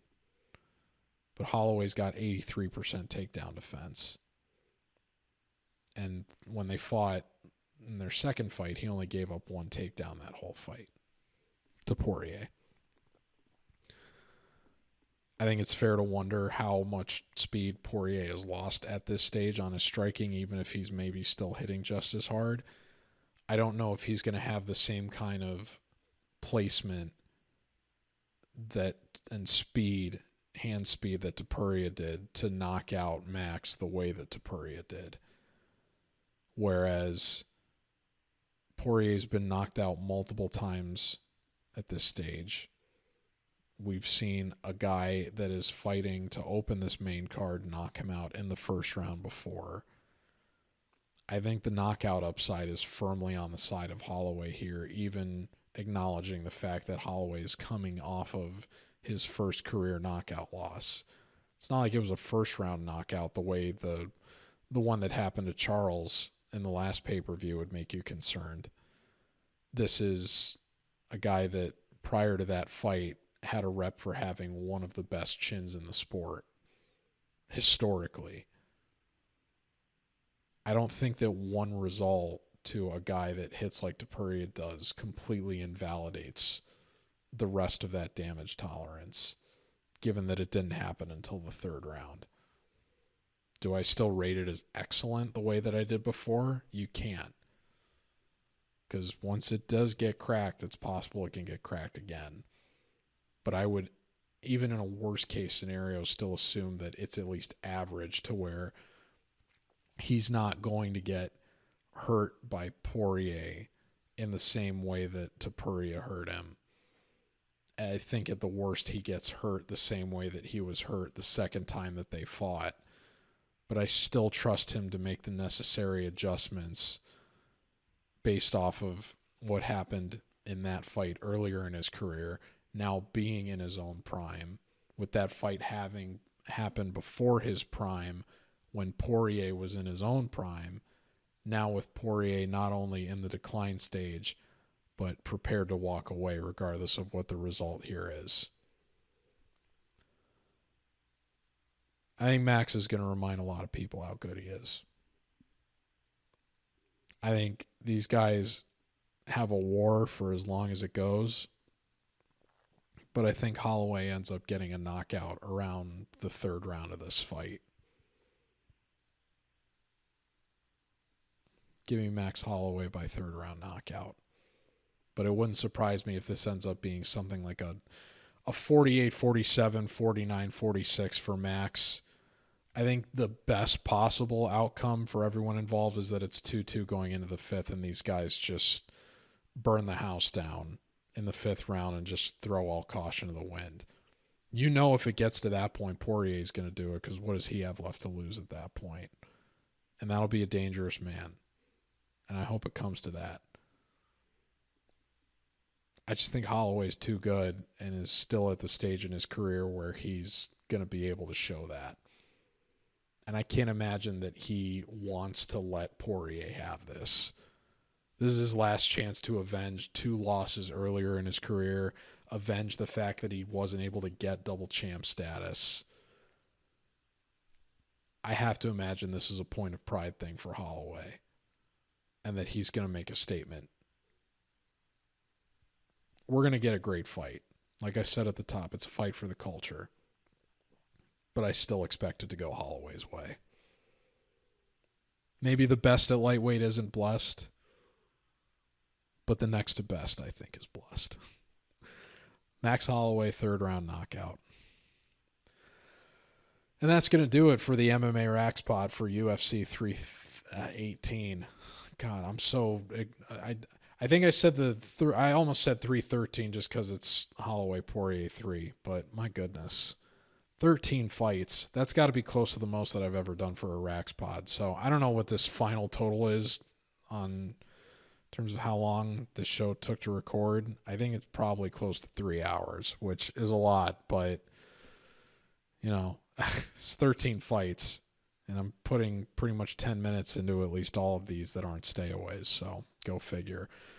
I did get 15 minutes for Ryan Spann against Lukasz Brzeski, which is a lot more than I think I was going to get out for that one. But in any event, thank you very much for tuning in if you listen to the whole show. Again, please like, share, and subscribe if you haven't already. Follow on X. I'll be back for UFC 319. I am going to that one. I'm going to be in the front row for that one. I did grow up in Chicago, and even though I was comfortable never going to another UFC event again after the emotional high of UFC 287, it was a perfect storm of things for 319. I was born in Chicago. It's the first event, or I wasn't born in Chicago. I was born in Atlanta, moved to Chicago when I was 2, was raised in Chicago basically my entire childhood up until I went to college. First job was in Chicago. Family didn't move out there until the first year. Move out of Chicago until the first year after the pandemic. First event in Chicago in 6 years. My brother was living there up until a couple years ago. He's been clamoring to go back, and he really wants to go to a UFC event. And I'm more going just for seeing the joy of him getting to experience it. And his favorite fighter is Khamzat Chimaev. So even though I am selfishly hoping, even though I haven't graded a winner yet, so I don't know how it's going to go, but even though I'm selfishly hoping that Duplessis wins, it will still give me the joy to see my brother watch his favorite fighter potentially become champion if that ends up taking place. So between all of that, it was an opportunity that was too perfect to pass up. And you know, if Duplessis doesn't get finished in the first 2 rounds, you know Chimaev is probably going to get a little bit tired, and Duplessis' whole thing is, I'm going to get both of us tired, I'm still going to be standing, and I'm going to take over from there. That's going to be one of, if not the best fights of the year, if that ends up taking place. It's going to be one of the most hyped fights of the year. It's going to be the best press conference of the year by far. I'm hoping to go to that. So I'm super excited for this card, regardless of whether or not we get a co-main booked. Next show is going to be really fun. But yeah, I'll be back for UFC 319 next month. I guess the only other thing I can say is, yeah, I had a lot of fun doing Chronic Combat last week. Obviously, I had done Gambler's Perspective before that. I did talk to Adam Martin and Marcel Dorf about doing MMA Oddsbreaker again for 319. So I'm probably going to follow up with them about that, so I might do that show before I do the RAXPOD that week. But if there's any other shows that you want to see me on, Again, I can advocate for myself, but that's still, it means more if other people are advocating on my behalf, even if they're just fans. That was how I got the spot on the Gambler's Perspective, was my guy Marcus Williams reaching out to them, not from me asking for it, but him reaching out to Yanni the Greek and Nicolle and advocating on my behalf to go on. You guys can make the strongest impression for me in terms of spreading this. So if you enjoy what you've been listening to and what you've been hearing, thank you for riding with me for this long, and I hope we will continue to do it well into the future. All I can ask you to do, because I'll never ask for your money, is just share as much as possible and be the advocate for me that that would help me reach the largest audience possible. So thank you for listening. Good luck with your bets this weekend, and looking forward to the main event and Marvin Vettori's fight, and we'll see how the rest of it goes. And we'll be back for 319. Take care, folks.